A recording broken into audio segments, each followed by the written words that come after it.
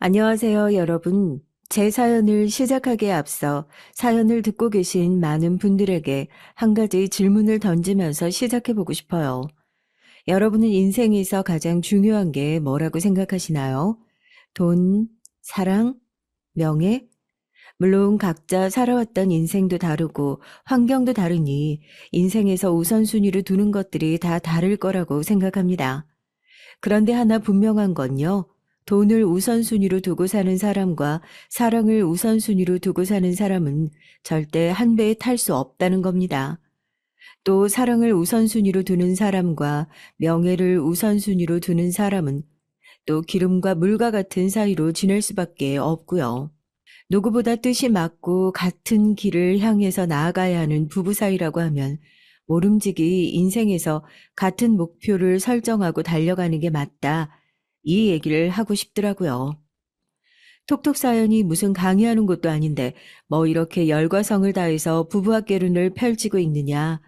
제가 바로 목표가 다른 사람과 한 배에 탔다가 침수당할 뻔한 위기에서 겨우 헤엄쳐 나와 살아나온 사람이라 그럽니다. 꼭 똥인지 된장인지 찍어 먹어봐야 아는 사람들 있잖아요. 제 망한 경험담을 통해서 첫째, 사람은 믿지 말자. 둘째, 남들이 말리는 데는 다 이유가 있다. 셋째, 인생에서 같은 목표를 향해 달려가는 사람과 한 배에 타자. 이렇게 귀중한 교훈들을 얻게 되어 사연을 시작하기에 앞서 이런 설교 아닌 설교를 하게 됐습니다. 저야 산전수전 다 겪으면서 이렇게 귀한 가르침을 조금 험한 방법으로 얻게 됐지만 사연을 들으시는 분들께서는 굳이 똥인지 된장인지 찍어 먹어보셔야 할 필요 없잖아요. 아니다 싶으면 피해가고 돌아가셔야죠. 그래서 제가 어떤 험한 일을 당하고 어떤 귀중한 가르침을 얻었는지 지금부터 그럼 본격적으로 제 얘기를 한번 시작해 볼게요. 톡톡 사연에 사연 좀 보내보시고 사연 좀 들어보신 분들은 다 아실 거예요. 말투만 봐도 이 사람이 얼마나 진중한 사람인지 아니면 이 사람이 좀 푼수기가 있는 사람인지 말투만 봐도 그게 딱 티가 나잖아요. 사연을 제보하는 말투에서 느껴지시죠? 좀 철없는 푼수 같은 느낌이 숨기려고 해도 쉽게 숨겨지지가 않더라고요. 제 입으로 말하기 좀 창피하지만 네, 맞습니다. 저 정말 철없는 푼수처럼 살아왔어요. 학창 시절에는 공부를 더럽게 안 하는 학생이었고 왜 학교에서 선생님들이 쟤는 어제 저녁에 뭘 했길래 저렇게 내내 퍼질러 자고 있냐 좀 깨워라 하는 교실 맨 뒷줄에서 등교만 했다 하면 하루 종일 퍼질러 자는 애들 하나씩 있잖아요. 공부하는 담을 쌓아놓고 사는 그런 학생이었고 그래서 하나밖에 없는 귀한 딸 어디 가서 밥벌이도 제대로 못하고 굶어 죽을까 봐 문 열어주는 대학에 감사하다고 고개 숙여가며 집어넣어 놨더니 고등학교 때까지 그렇게 공부를 안 하던 애가 대학 들어갔다고 갑자기 드라마처럼 짠 하고 성실한 모범생이 되겠냐고요. 성인이 됐겠다. 술도 마실 수 있겠다. 놀거리는 더 많아졌겠다. 정말 뒷일 생각 안 하고 그렇게 신나게 놀았었네요. 그렇게 놀다가 정신 차려보니까 같이 놀던 친구들도 하나둘씩 떠나가기 시작하더라고요. 취업을 해야 된다. 뭐 일찍 결혼한 친구들은 대학을 졸업하자마자 난 일이랑 안 맞는다. 살림이나 하겠다 선언하고 집에 딱 들어앉아 버린 애들도 있었고 어느 순간 저 혼자만 덩그러니 남아서 이것도 저것도 아닌 상태로 도태된 느낌이더라고요.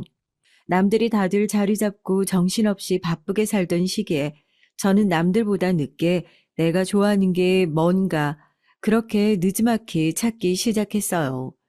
대학을 졸업하고 마냥 집에서 놀 수만은 없어서 아버지 회사에서 격리일로 일을 시작했습니다. 누구는 좀 재수없다 생각하실 수도 있어요. 사실 그렇잖아요.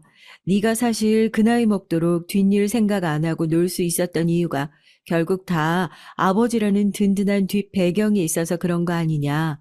그렇게 얘기하면 네, 맞아요. 저도 거기에 대해서는 딱히 반박하고 싶은 마음도 없고 아버지 덕분에 그래도 대학 졸업하고 집에서 탱자탱자 놀지 않고 그래도 생활비라도 벌 수 있었던 거라고 생각하고 감사하게 생각하죠. 오히려 부모님이 든든하게 받쳐주고 있는데 나는 뭐 실패를 두려워하지 않아서 도전하고 성공했어. 이런 얘기하는 사람들이 더 재수없는 거 아닌가요? 전 최소한 그런 거짓말쟁이는 되지 말자는 주의라서요. 하나밖에 없는 딸이고 대학까지 보내주시고 졸업하고 자리도 못 잡고 있는 딸을 회사에서 받아주신 감사한 부모님 덕에 전 그렇게 회사 생활을 시작하게 됐습니다. 회사 생활이 잘 맞았냐고요? 정말 안 맞는 옷을 입고 있는 것처럼 불편하더라고요. 건설 회사다 보니까 맨날 칙칙한 색깔의 잠바를 입고 출근해서 하루 종일 앉아 있는데 그게 또 기분이 너무 우울한 거예요. 뭐 공장에서 일하시는 분들, 그런 분들은 폄하하려고 하는 의도는 전혀 없지만 그냥 제가 하고 싶은 일이 아닌데 이걸 할 수밖에 없는 제 처지가 너무 한심하고 짜증났다고 해야 하나요? 그래서 제가 뭘 했냐면요. 퇴근하고 집에 가면 앉아서 네일 아트를 그렇게 했어요. 네일 아트 다들 아시죠? 손톱에 매니큐어 칠하고 큐빅도 올리고 부모님 용돈 받아가던 대학생 시절에는 한 번에 5만 원부터 10만 원까지 하는 그 네일 아트를 샵까지 가서 돈 주고 받았었는데 저도 양심이라는 게 있죠. 지금 부모님 회사 겨우겨우 눈치 보면서 다니고 있는데 월급 받아가지고 네일 아트 받겠다고 돈 10만 원씩 줘가면서 가게 다니고 있으면 부모님이 달가운 시선으로 보지 않을 거 정도는 뻔히 알고 있죠. 그래서 퇴근하면 집에서 그냥 내 돈으로 사서 하자. 그렇게 시작했던 건데, 취미로 시작했던 건데, 이게 은근히 저한테 또 잘 맞는 거예요. 사람이 정말 자기한테 잘 맞는 일을 언제 어디서 어떤 계기로 찾게 될지 모른다고 하지만 남들보다 늦게 캥거루처럼 부모님 배 앞주머니에 들어가서 살다가 깨작깨작하게 하게 된 취미가 제 천직이 될 거라고 누가 상상이나 했겠어요. 어렸을 때부터 손재주가 꽤 좋은 편이었거든요. 퇴근하고 집에서 깔짝깔짝 방에 틀어박혀서 손톱을 칠하고 있으니까 그냥 어렸을 때부터 속만 썩이던 한심한 딸이 또 뭐 하나보다 그런 생각으로 들어와 보셨던 엄마도 자기도 해달라고 손 내밀고 저도 살면서 저한테 뭐 재능 같은 건 하나 없을 거라 생각했거든요.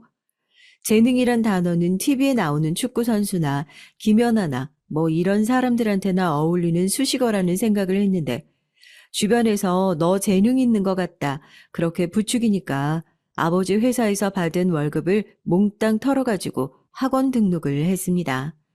사람들이 괜히 부추기는 소리는 아니더라고요. 그렇게 회사에서 일도 열심히 하면서 퇴근하면 바로 학원으로 달려가서 밤 10시, 11시까지 혼자 남아 연습을 하고 나한테도 피나는 노력을 할 수 있을 정도로 좋아하는 일이 생겼다는 것 자체가 너무 기쁘더라고요. 실력도 그 사이 엄청나게 늘었고 그렇게 저는 아버지 회사를 그만두고 미용실에 딸려있는 네일아트 샵에서 견습 직원으로 일을 시작했습니다. 그동안 열심히 연습한 게 도움이 되긴 됐는지 3개월 만에 견습 직원 딱지 떼고 가게에서 딱 2년을 일하니까 점장직 제안을 받게 됐어요. 그때 저도 결심을 한 거죠. 아, 이렇게 남 밑에서 계속 일만 할 게 아니라 나도 내 가게 차려서 제대로 일을 한번 해봐야겠다 하고요. 아버지한테 처음으로 성공해서 어떻게든 갚겠다고 한 번만 도와달라고 무릎 꿇고 빌기까지 했다니까요. 그래도 뭔가 해보려는 정신머리가 마음에 든다고 아버지가 가게 차리는 걸 적극적으로 도와주셨고, 그렇게 저도 제 매장을 하나 갖게 됐습니다. 매출은 어땠냐고요? 제가 아버지한테 빌린 돈을 7개월 만에 다 갚았어요. 어느 정도로 잘 됐는지 감이 오시나요? 실력이 좋다는 말이 사람들이 듣기 좋으라고 해준 빈말은 아니었던 모양인지 입소문을 타서 연예인들도 매장에 찾아오고 단골 손님들도 꾸준히 생기고 네일아트 매장이 그렇게 살아남기 어렵다는 강남에서 꾸준하게 손가락 안에 꼽히는 매출을 유지하면서 저는 부모님 등골 빨아먹고 사는 철없는 딸에서 밑에 직원을 10명이나 거느리는 든든한 사장님으로 다시 태어나게 됐습니다. 제가 그냥 그때 뭐 연애할 생각, 결혼할 생각 꿈도 꾸지 말고 일이나 열심히 하고 살았어야 했어요. 아니 뭐 돈 좀 번다고 차를 바꾸고 그런 생각을 하지도 말았어야 했어요. 갑자기 뭔 소리냐고요? 그렇게 잘 나가던 사장의 앞길에 조금씩 재가 뿌려지기 시작했던 게 딱 그때쯤 남편을 만났을 때부터였거든요. 아니 정확히 말하면 차를 바꾸러 갔을 때부터라고 해야 하려나요? 저희 남편은 유명한 외제차 P사의 딜러라고 하죠. 자동차 판매 영업 직원으로 근무하던 사람이었습니다. 저는 차를 바꾸기 위해 매장에 방문했던 손님이었고요. 뭐 젊은 나이에 그렇게 비싼 차를 끌고 다니냐 욕하는 사람도 있는데 아무리 그래도 제가 밑에 직원이 10명이나 있는 사장이잖아요. 더군다나 저희 매장이 강남에 있기도 하고요. 그런 사람이 버스 타고 출퇴근하면 오히려 손님들이 저 집은 장사가 잘 안 되는 건가? 원장이 실력이 없는 건가? 그렇게 수군거리는 게 이 바닥이거든요. 사람들이 보는 체면도 있고 말은 이렇게 해도 제가 바꾸고 싶은 마음이 크기도 했고요. 그래서 차를 바꾸기 위해 그때 처음으로 피사 매장에 방문했습니다. 네? 아니 어떻게 차 하나 사는데 1년을 기다려요? 그렇게 오래 기다리려면 중고차 사고 말죠. 대기를 좀 빠르게 당길 수 있는 방법 없을까요? 지금 앞에 대기하고 계시는 손님들이 워낙 많아서요. 제가 최대한 날짜를 당길 수 있는 방법이 있는지 알아볼게요. 세상에 제가 원하는 차를 받으려면 1년을 기다려야 한다는 겁니다. 이건 무슨 내년 저한테 주는 생일 선물도 아니고 그냥 차 사놓고 잊고 있으면 갖다 줄게 이런 거 아닙니까? 제가 뭐 돈이 어마어마하게 많은 갑부면 그렇게 비싼 차를 사놓고 잊어버리는 게 가능할지 몰라도 저도 있는 돈 없는 돈 끌어다가 차를 사는 입장이었거든요. 그렇게는 못 기다리겠으니까 일정을 최대한 당겨달라 부탁을 했죠. 남편도 곤란해했지만 자기가 알아봐 주겠다고 했고요. 그때부터 그냥 남편을 미친 듯이 괴롭혔습니다. 하루에도 2번씩 제 차 출고일이 얼마나 당겨졌냐고 계속 물어봤죠. 처음에는 뭐 이런 진상 고객이 있나 했던 남편도 나중 되니까 해탈에서는 아침에 먼저 문안 인사처럼 대기에 변동 없다, 모닝콜처럼 연락을 하는 사이가 됐습니다. 정말 웃기지 않나요? 제 진상짓이 살짝 섞이긴 했지만 그때부터 단순한 영업 직원이 아니라 남편이랑 좀 가깝고 친한 사이가 됐던 것 같아요. 되게 웃긴 인연이긴 한데 저도 자영업자고 하다 보니까 영업사원들 자주 만날 수밖에 없는 사람이잖아요. 그런데 남편은 그런 영업사원들이랑 좀 다르다고 해야 할까요? 사람을 불편하게 하는 것도 없었고 저한테 뭐 차를 팔아서 이윤을 남기려고 하는 것보다는 그냥 인간적으로 호감이 있어 보이는 느낌이었어요. 저 그때 남자도 네일 아트 받을 수 있다고 하셔서 생각이 나서 와봤는데 예약을 하고 왔어야 했나요? 제가 핸들도 잡고 계약서도 쓰고 손 보여줄 일이 많은 사람인데 손이 영 지저분해 보이는 것 같아서 이런 것도 관리해 주실 수 있나요? 그래도 귀한 손님들 계약서 쓰는 손인데 누구보다 더 깔끔하게 관리해야 하지 않겠냐고 머쓱한 얼굴로 저희 가게를 찾아오더니 얼마 지나지 않아서는 저희 직원들도 얼굴만 보면 알아볼 정도의 단골 손님이 됐다니까요. 올 때마다 제 간식은 물론이고 직원들끼리 나눠 먹으라고 간식까지 사다 줘서 저보다 오히려 저희 직원들이 그분 또 언제 오시냐, 이제 관리 받으실 때 되지 않았냐, 자기들끼리 그런 얘기를 하면서 기다릴 정도였어요. 저도 그런 모습을 보면서 더 호감이 생겼죠. 처음에는 나한테 차 한 대 더 팔려고 저러는 거 아닌가 불순한 의도를 의심하기도 했었는데 사람이 은근히 순박하기도 하고 호감이 가기 시작하더라고요. 남편도 저한테 아무 생각이 없는데 그렇게 간식까지 사다 바치면서 가게 문지방이 닳도록 찾아왔던 건 아니죠. 차가 출고되고 나서 얼마 지나지 않아서 남편은 가게의 간식 대신 커다란 꽃다발을 사들고 와서 저에게 고백을 했습니다. 이제 차까지 받게 돼서 자기가 찾아오지 않으면 더 이상 만날 일이 없을 것 같아서 마음이 조급해져서 고백을 하게 됐다고요. 저도 흔쾌히 그 마음을 받아들였고 그렇게 연인 관계가 됐습니다.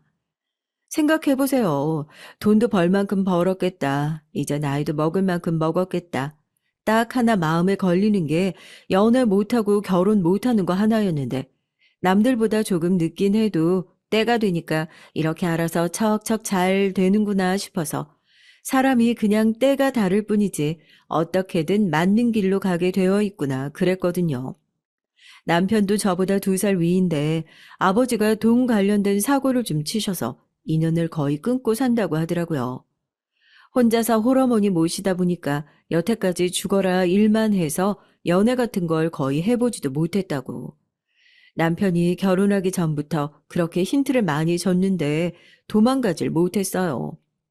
돈 문제로 사고쳐서 인연 끊고 사는 시아버지, 아들한테 의지해서 사는 홀어머니, 그리고 그 사람들을 책임져야겠다는 이상한 사명감을 가지고 사는 남편까지 이렇게 말도 안 되는 삼박자가 딱딱 맞아떨어져서 저 멀리서 이런 비슷한 사람만 보여도 꽁지가 빠져라 도망가야 하는 상황이었는데 여기 사연 보내시는 분들이 그러시잖아요.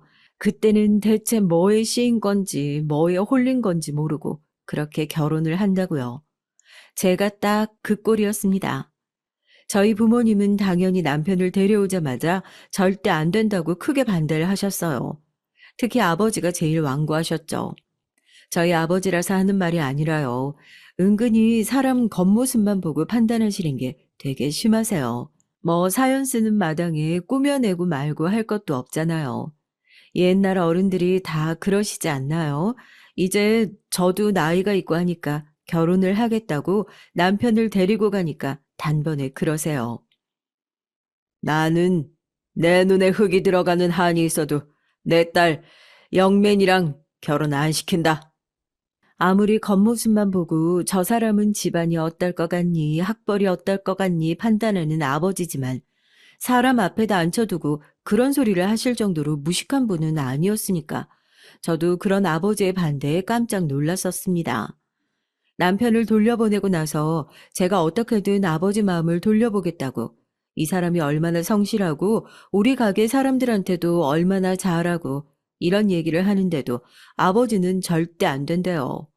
저도 답답해서 대체 왜 그러냐고, 그럼 딸이 결혼도 안 하고 혼자서 늙어 죽으면 좋겠냐고, 애도 못 낳아서 제사상도 못 받으면 좋겠냐고 막 화를 냈죠. 내가 어디 저런 영업직 놈들 하루 이틀 보는 줄 알아? 원래 자기가 갖고 싶은 거 있으면 간이고 쓸개고 다 빼주는 게 저런 놈들이다. 제가 너한테만 영업을 하면 다행이게. 어쩌다가 네가 걸린 건 아니고. 난 싫다. 회사에도 필요해서 영업직들 뽑긴 한다만 일적으로도 인간적으로도 딱 질색이야. 다른 이유도 아니고 직업 때문에 싫다는 게 전 너무 이해가 안 되고 답답한 겁니다. 더군다나 아버지 회사에도 뻔히 영업직들 뽑아놓고 그 영업직들 덕분에 회사 굴리고 있으면서 그래서 싫다는 게 전 그냥 아버지가 괜한 고집을 부리는 거라 그렇게 생각을 했거든요. 여기서 또 한 번 후회를 하죠. 그때 아버지 말을 들었으면 이런 일이 없었을 텐데 하고요. 자식 이기는 부모 없다고 하지 않습니까? 남편은 아버지 마음을 돌리기 위해서 모든 영업 스킬을 제가 아닌 아버지에게 펼치기 시작했고, 자식 이기는 부모 없다고 하잖아요. 결국 저는 아버지가 반대하셨던 그 결혼을 꾸역꾸역 해내고 말았어요.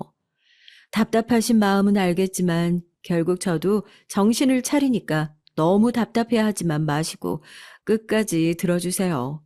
지금 이런 것들을 다 무시하고 결국 제 마음대로 한 벌도 톡톡히 치르고 제일 많이 후회하는 건 결국 저 자신이니까요.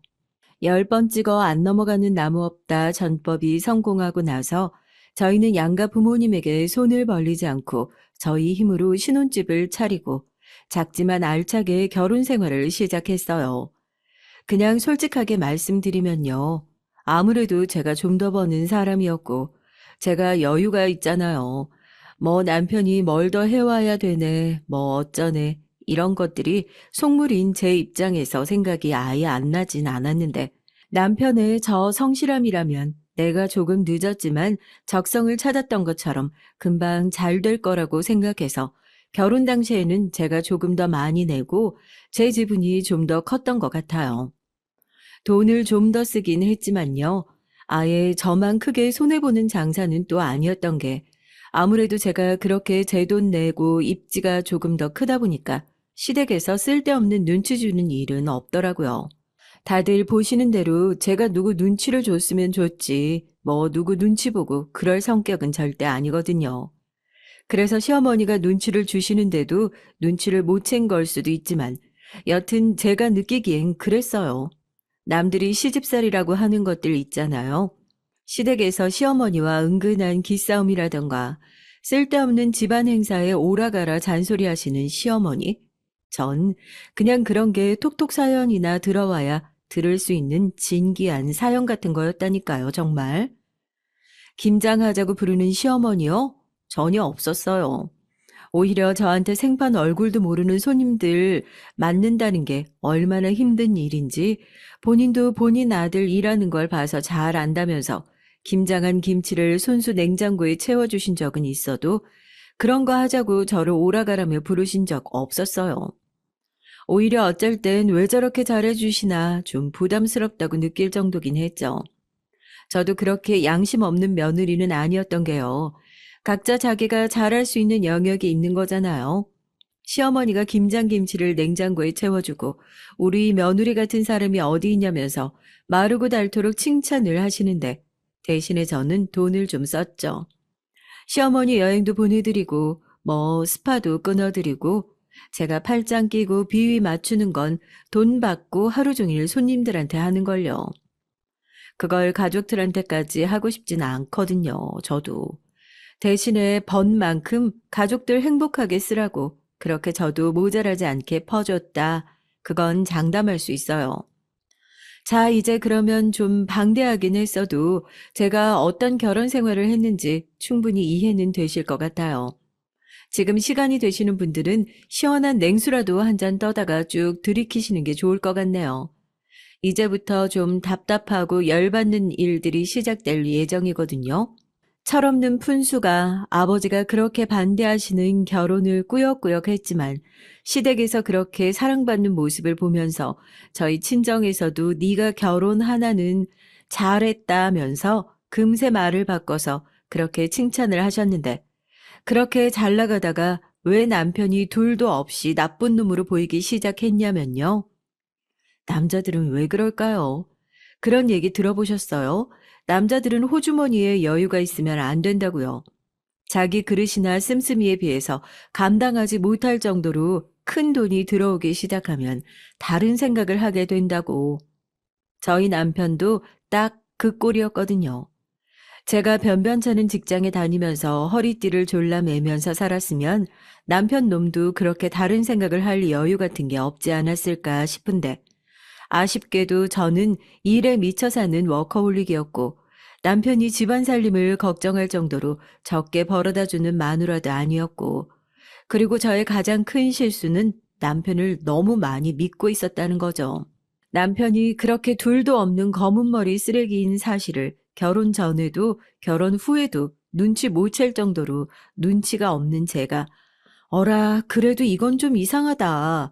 남편한테 뭔가 문제가 있는 건가 의심하기 시작했던 건 결혼하고 나서 3년 차가 다 되어가는 시점이었어요. 남편 직업 특성상 주말 출근이 특별하지 않은 일인 것은 사실이었지만 어느 순간부터인가 내 남편이 대체 어떤 일을 하는 사람이지 의심스러울 정도로 고객과의 사적인 만남이 잦아졌어요. 고객님과 라운딩을 가야 한다면서 주말 새벽에 제가 일어나지도 않은 시간에 말도 없이 집을 나간다든지 밤 늦은 시간에 나갈 채비를 해서 어디 가냐 물어보면 자기가 담당하는 고객님이 술을 좀 과하게 드신 것 같은데 연락이 와서 집에 모셔다 드려야 할 것 같답니다. 저도 그렇게까지 화를 낼 일은 아니지만 해도 너무하다 싶어서 당신이 차 파는 사람이지 무슨 차 사는 사람들 뒤닦아주는 사람이냐고 그런 식으로 해서 벌어야 하는 돈이면 벌지 말라고 크게 화를 냈던 적도 있었어요. 솔직히 의심스럽긴 했죠. 세상에 어떤 미친 고객이 차 파는 영업 직원한테 골프는 그렇다고 쳐도 술 취했으니까 집에 데려다 달라 그런 부탁까지 하겠어요. 따라가 볼까 생각을 안 해본 것도 아닌데 그것도 너무 웃긴다 싶은 거죠. 남편 의심스럽다고 남편 직장이나 들쑤시고 다니는 이상한 여자처럼 보일 것 같아서 걱정도 됐고요. 요즘에 뉴스만 틀어도 오만 진상들이 다 나오는 세상이고 저도 정말 상상도 못할 수준의 진상들을 많이 겪으면서 살고 있는 사람이니 진짜 그럴 수도 있겠다 싶기도 했고요. 얘기를 들어보면 뭐 어마어마한 집 사람이라 남편한테 구매하는 차값으로 떨어지는 인센티브로 자기가 먹고 산다는 얘기를 하더라고요. 특별 관리 대상이라 자기가 좀 더 신경을 쓰는 것뿐이니까 너무 예민하게 굴지 말라고 하더라고요. 그러는데 거기다가 뭐라고 더 하기가 애매하더라고요. 밥줄이라는데 작작 좀 하라고 소리 지르고 있으면 밥줄 끊는 의부증 환자밖에 더 되겠냐고요. 그런 의심스러운 일들을 제외하고도 결혼하기 전에 이런 모습을 왜 몰랐나 싶을 정도로 남편은 참 우스운 사람이었습니다. 저희 아빠가 왜 영민을 그렇게 혐오 수준으로 싫어하셨는지 저도 어렴풋이 알겠다 싶을 정도로 굉장히 허세가 심한 사람이었어요. 우리 집에 있는 누구도 제 친구들도 남편을 무시한 적이 한 번도 없었는데 남편은 제 주변 사람들이 은근히 저를 무시하고 아래로 보는 것 같다면서 이상한 데서 열등감을 느끼더라고요. 혼자서 열등감을 느끼는 수준이면 모르겠는데 이 사람은 오로지 남한테 보여지는 것을 신경 쓴다는 이유로 이해가 가지 않는 행동들을 종종 하고 있었습니다. 그중에 가장 어이없던 얘기 하나 지금부터 풀어보려고요. 저랑 제 주변 사람들은 이걸 택시 사건이라고 부르거든요. 제가 어렸을 때부터 가족끼리도 그렇고 친하게 지내던 친구들도 있는데요. 이 친구들이 결혼을 하면서 자연스럽게 부부 동반 모임으로 바뀌게 됐어요. 뭐 다들 집이 잘 살기도 했고 시집을 잘 간 친구도 있고 그 사이에서 저희도 그렇게 빠지지는 않는다고 생각했는데 남편은 이 부부 동반 모임에 갈 때마다 사람들이 자기를 무시하는 것 같다면서 정말 극도로 싫어했거든요. 저희 남편이 피사에서 일을 하고 있지만 국산차를 끌고 다녀요. 뭐 삼성에서 일한다고 다 삼성 핸드폰 쓰는 거 아닌 것처럼 국산차 타고 다닐 수도 있지 그렇게 생각하는데 그게 자기가 생각할 때는 사람들이 자기를 무시하는 포인트라고 생각을 했었나 봐요. 그냥 부부 동반 모임에서 남편이 일이 있어 조금 늦을 것 같다고 해서 저 먼저 택시를 타고 모임에 갔고 남편을 기다리고 있는데 늦게서야 모임에 도착한 남편이 테이블에 피사 자동차 키를 내려놓더라고요. 우리한테 말도 없이 언제 새 차 뽑은 거야? 미나 씨는 왜 이런 좋은 소식을 우리한테 공유도 안 하고, 뭐야? 축하해요. 아, 산 건 아니고 리스예요, 리스. 회사에서 이번에 매장 크게 올렸다고 법인용으로 하나 뽑아준 거예요. 나중에 필요하실 때 편하게 말씀하세요. 빌려드릴게요.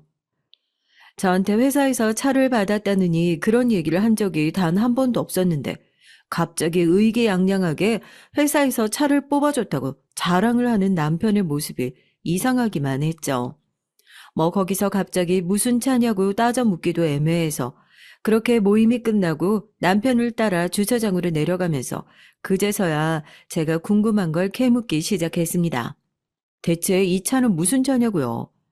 남편은 대답 대신에 저한테 5만 원짜리 지폐를 건네주면서 택시를 타고 가라고 하더라고요. 황당했죠.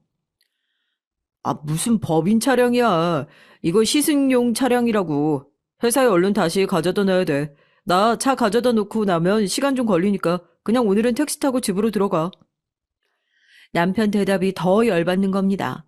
시승용 차는 대체 왜 끌고 나온 거냐고요. 본인 차도 아니면서 왜 본인 차인 척을 하냐고 더 크게 화를 내니까 저한테 도리어 더 크게 화를 내더라고요. 야, 너는 그럼 내가 저 모임 나갈 때마다 무시당하는 거 뻔히 알면서 남편을 그런 식으로 창피를 주고 무시를 해야 속이 시원하냐? 네가 저 모임 사람들이랑 다를 게 뭐가 있어. 나 같으면 내 남편이 그걸로 기가 죽는다는 소리 하면 내가 그 차 뽑아줄게. 그렇게 말이라도 못 해줄 망정. 그걸 왜 끌고 나왔냐고? 아, 지금 나한테 화를 내? 무슨 말도 안 되는 소리냐고. 너 회사에서 이 차 끌고 나온 거 알면 잘린다고. 저도 나름 이유 있는 화를 냈는데 이미 들어먹질 않더라고요. 저도 그날 너무 화가 나서 그냥 남편이랑 더 말도 섞지 않고 주차장을 나와서 택시를 타고 집으로 가버렸습니다. 그리고 나서 거의 일주일 동안 말도 안 하고 냉전 상태를 유지했던 것 같네요. 시승용 차 정도로 끝났으면 다행이지만 제가 봤을 땐 남편의 허세가 그때부터 점점 더 심해지는 게 느껴졌거든요. 그날 이후 제가 깜짝 놀랄 만한 일들이 더 많이 생겼거든요. 저희는 각자 버는 게 있으니까 최소한의 생활비를 제외하면 서로의 벌이에 최대한 터치를 하지 말자는 주의긴 한데 생활비에도 자꾸 구멍이 나는 것 같아서 저도 남편의 카드 고지서를 뜯어봤어요. 평소랑 다르게 상상도 못할 액수가 찍혀 있어서 1차적으로 놀랐고 백화점 명품관에서 쇼핑한 내역에 2차로 놀랐죠. 안방 옷장이며 남편이 뭘 사다 놓고 숨겨 놓을 만한 장소를 싹 다 뒤져보니까 명품 시계의 쇼핑백이 나왔습니다. 일단 다른 여자 사준 게 아니라는 사실에 안도하긴 했지만 이런 사치를 하는 사람이 아니니까 퇴근한 남편을 강하게 추궁했어요. 내가 무슨 일 하는지 어떤 차를 팔고 있는지 몰라? 나도 고객들이랑 급을 맞춰야 하는 거야. 너 그 차 왜 끌고 다니는 거야? 결국 너도 고객한테 보여주는 게 중요하니까 무리해서라도 외제차 끌고 다니는 거 아니야? 너는 괜찮고 나는 안 된다 이거야? 다 빼놓고 당신 월급을 생각해봐. 아니 정말 이렇게 쓰는 게 맞다고 생각하니? 저는 화를 내고 남편은 항상 이런 식으로 자기를 무시한다면서 더 크게 화를 내고 그때부터 저는 남편이랑 헤어질 결심을 하고 있었던 것 같습니다. 남편이 뭔가 점점 더 이상해져 간다는 게 느껴졌거든요. 저도 관계를 회복해 보려고 많은 노력을 했죠. 정말 남편이 열등감을 느끼고 있는 원인이 나 때문은 아닐까 진지하게 고민했던 날도 있었습니다. 그날 남편의 가면 속 얼굴을 보기 전까지는 말이죠.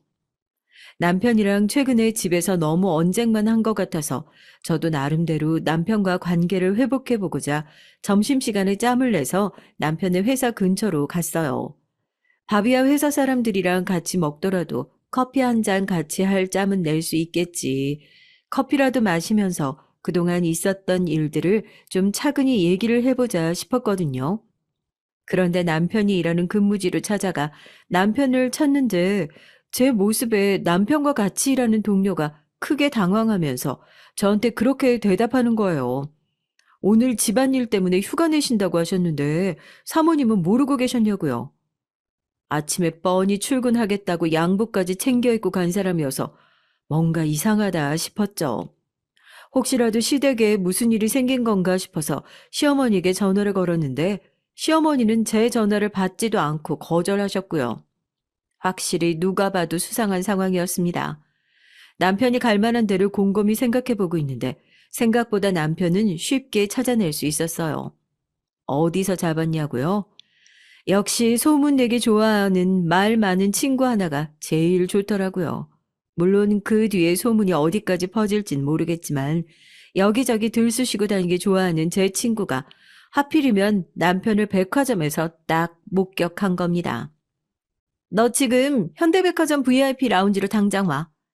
네 남편 바람 피고 있는 게 확실하다니까? 아니, 내가 오죽 황당했으면 너한테 이렇게 바로 전화를 걸었겠어. 현행범으로 그 자리에서 내가 난리를 치고 체포하고 싶었는데 나한테 걸리든 말든 신경도 안 쓰는 눈치더라. 아주 간이 배 밖으로 나온 것 같더라고. 딱 봐도 네 남편처럼 보이는데 어떤 여자랑 다정하게 팔짱 끼고 가길래 난 당연히 넌 줄 알고 불러세웠는데 처음 보는 여자인 거야. 거기 니네 시어머니까지 해서 셋이서 무슨 가족 마냥 찰싹 붙어가지고 돌아다니는데 아니 뻔히 우리 백화점 쪽으로 다니는 거 알면서 어떻게 그런 짓을 할 수가 있었니? 내가 지금 카카오톡으로 사진 보냈으니까 한번 봐봐. 볼 게 아니라 지금 당장 라운지로 오라니까? 머리 꼭대기까지 화가 나서 택시를 타고 백화점으로 달려갔어요. 왜 택시 타고 갔냐고요? 그때 정말 너무 화가 나서 운전대를 잡았다가 무슨 사고를 칠지 몰라서 걱정이 되는 수준이었거든요. 전 마지막까지 친구가 잘못 본 거길, 이 모든 게 다 말도 안 되는 저의 오해이길 빌었습니다. 하지만 백화점 라운지로 들이닥치자마자 제가 봤던 건 그동안의 믿음과 신뢰가 한순간에 박살이 나는 광경이었어요. 정말 명품으로 온 몸을 둘둘 감고 있는 여자가 마누라처럼 남편에게 찰싹 달라붙어서는 저를 빤히 쳐다봤어요. 전 서 있고 그 여자는 앉아서 저를 올려다보는 상황이었는데 이상하게 나를 내려다보는 것 같다는 기분이 들 정도였죠. 온몸에 걸친 옷들은 하나같이 명품에 어디 컬렉션 제품에 저도 없이 사는 사람은 아니지만 괜시리 기가 죽을 정도였습니다. 안녕하세요. 얘기 많이 들었네요. 아내 되시는 분이죠? 뭐 직접 보시겠다고 이렇게 달려오셨다니까 말씀드릴게요. 저 오빠랑 결혼하기로 했어요. 나름대로 예의 갖춰서 말씀드리고 있는 건데 그래서 좀 헤어져 주셨으면 좋겠다고 얘기하는 거예요. 제 입으로 말씀드리기도 뭐하지만 저 돈이든 뭐든 아쉬울 거 없는 사람이거든요. 그쪽이랑 오빠랑 헤어지게 하려면 돈을 쓰든 뭘 하든 많은 방법이 있었겠지만 그냥 같은 여자끼리 그런 꼴은 너무 짠하잖아요. 안쓰럽기도 하고. 그래서 이렇게 직접 말씀드리는 거예요. 더 험한 꼴 보시기 전에 헤어져 주셨으면 좋겠다고요. 그쪽 이 사람 감당할 깜냥도 안 되시잖아요. 전 성큼성큼 다가가서 남편의 뺨을 세차게 내리쳤고 시어머니는 놀라서 그런 저를 뜯어 말렸습니다. 그 여자한테 화가 나는 게 아니라 여태 살아온 의리가 있는데 그걸 단박에 이런 식으로 깨버린 남편에게 인간적인 배신감이 휘몰아치더군요. 더 웃기는 건 그 이후에 남편과 시어머니의 태도였습니다. 바람피다 걸린 주제에 최소한 미안해하는 신용이라도 내야 하는 거 아닌가요? 뭐 믿는 구석이라도 있는 것 마냥 걸리고 나서는 미안해하는 기색 하나 없이 오히려 저에게 당당하게 이혼을 요구해 왔습니다. 이왕 이렇게 된 거 오늘 아주 제대로 끝장을 보자. 나도 이제 너처럼 우악스러운 애는 며느리로 더 들이기도 싫고 너도 피차 바람핀 남편 끌어안고 살 정도로 보살은 아니잖니. 더럽게 소송까지 갈 필요 뭐가 있어. 우리 아들 더 이상 발목 잡지 말고 뭐 재산 분할 우린 그런 거 하나도 필요 없으니까 이것저것 다 해서 10억이면 되겠니? 그거 받으면 우리 아들한테 떨어져 줄 거야? 처음엔 10억이고 나발이고 더럽게 소송까지 갈까 그런 생각도 했어요. 어차피 할 이혼이었지만 시모가 그렇게 나오니까 괜히 제가 지는 기분이 들잖아요. 집에 가서 부모님께도 이 말씀을 드렸고 아버지는 정말 노발대발 하셨죠. 내가 그래서 애초에 별로라고 하지 않았냐. 넌 왜 내 말을 안 듣고 굳이 결혼을 하겠냐고 난리를 피워서 이 사달을 만드느냐. 저 정말 아버지에게도 크게 혼났어요. 그런 건 둘째치고 시어머니가 제안한 내용은 받아들이자고 하시더라고요. 넌 내가 딸 팔아서 장사할 사람으로 보이니? 겨우 10억 때문에? 그게 아니라 이혼 소송이 아무리 쉽다 해도 그래도 소송이야. 어쩔 수 없이 그 찢어 죽일 놈이랑 있었던 일들 계속 곱씹고 힘들어 해야 할 텐데 나도 그 꼴 보고 싶지 않고 거기선 무슨 생각인지 모르겠지만 그런 걸 돈으로 보상해준다고 하니 여기서 더 어려운 길로 가진 말자꾸나. 그렇게 합의 이혼 서류에 도장을 찍고 나니까 거짓말처럼 제 통장에 10억이 꽂혀 있더라고요. 남들은 위자료 받는다고 머리채 잡고 싸움을 한다는데 그동안 날린 내 인생값이 딱 10억, 이만큼이구나 생각하니까 또 바보같이 그게 그 상황에서 위안이 되더라고요. 돈 때문에 이혼했다는 소리 하는 사람도 있는데 누가 그 돈 받으려고 이혼하겠어요? 입장 바꿔서 그 상황에서 계속 남편 용서하고 끌어안고 같이 사는 게 더 이상한 사람 아닌가요? 남편은 이혼 서류에 도장을 찍자마자 그 이혼이 무슨 자기 훈정이라도 된 것 마냥 밖에서 그렇게 자랑을 하고 다니더라고요. 그리고 저는 저에게 남편의 바람 소식을 알려준 그 소식통 친구를 통해서 남편과 시모가 왜 그렇게 믿는 구석이 있는 태도였는지 알게 됐습니다.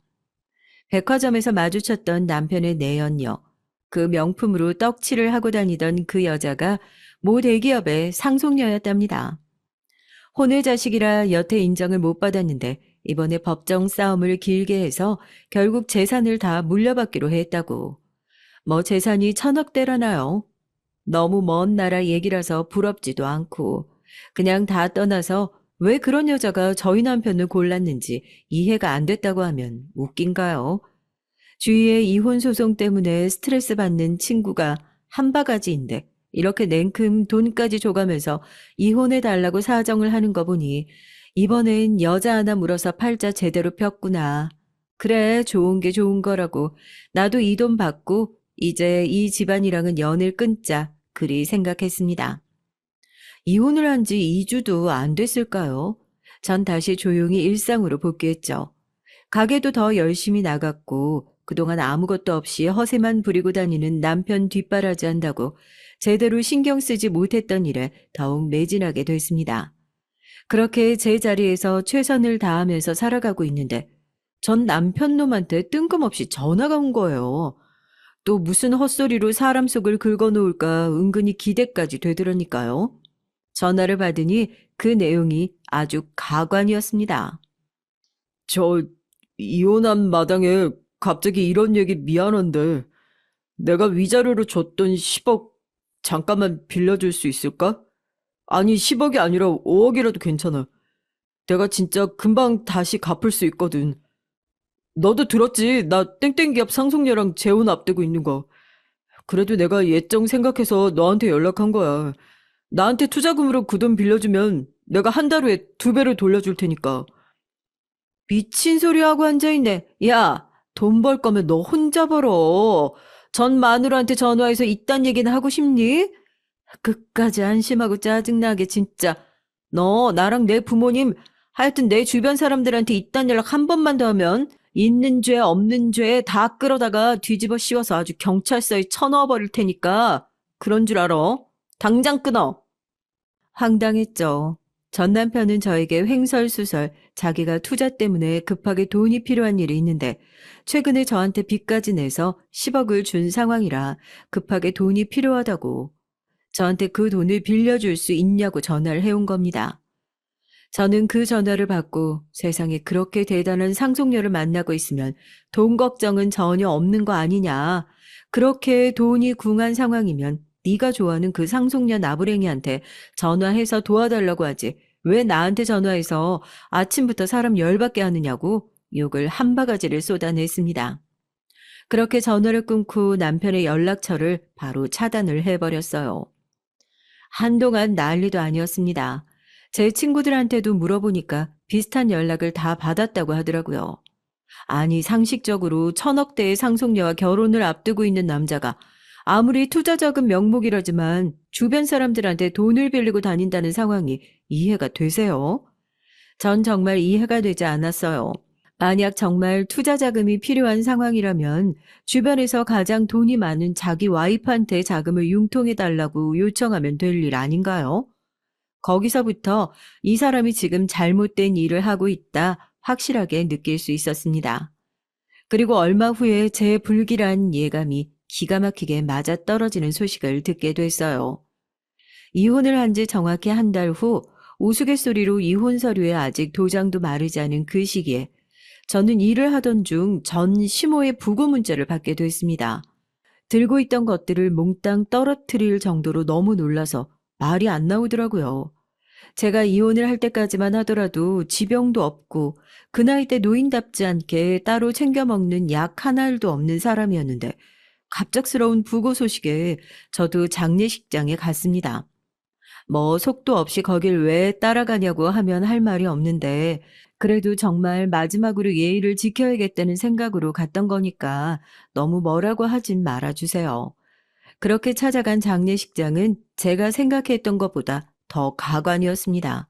뭐 빈소에 제대로 된 손님 하나 없었던 것은 물론이고 전 남편이 대체 어디까지 돈을 빌리고 다닌 건지 몰라도 빈소에 찾아온 손님보다 빚 받으러 온 빚쟁이들이 더 많은 느낌이었어요.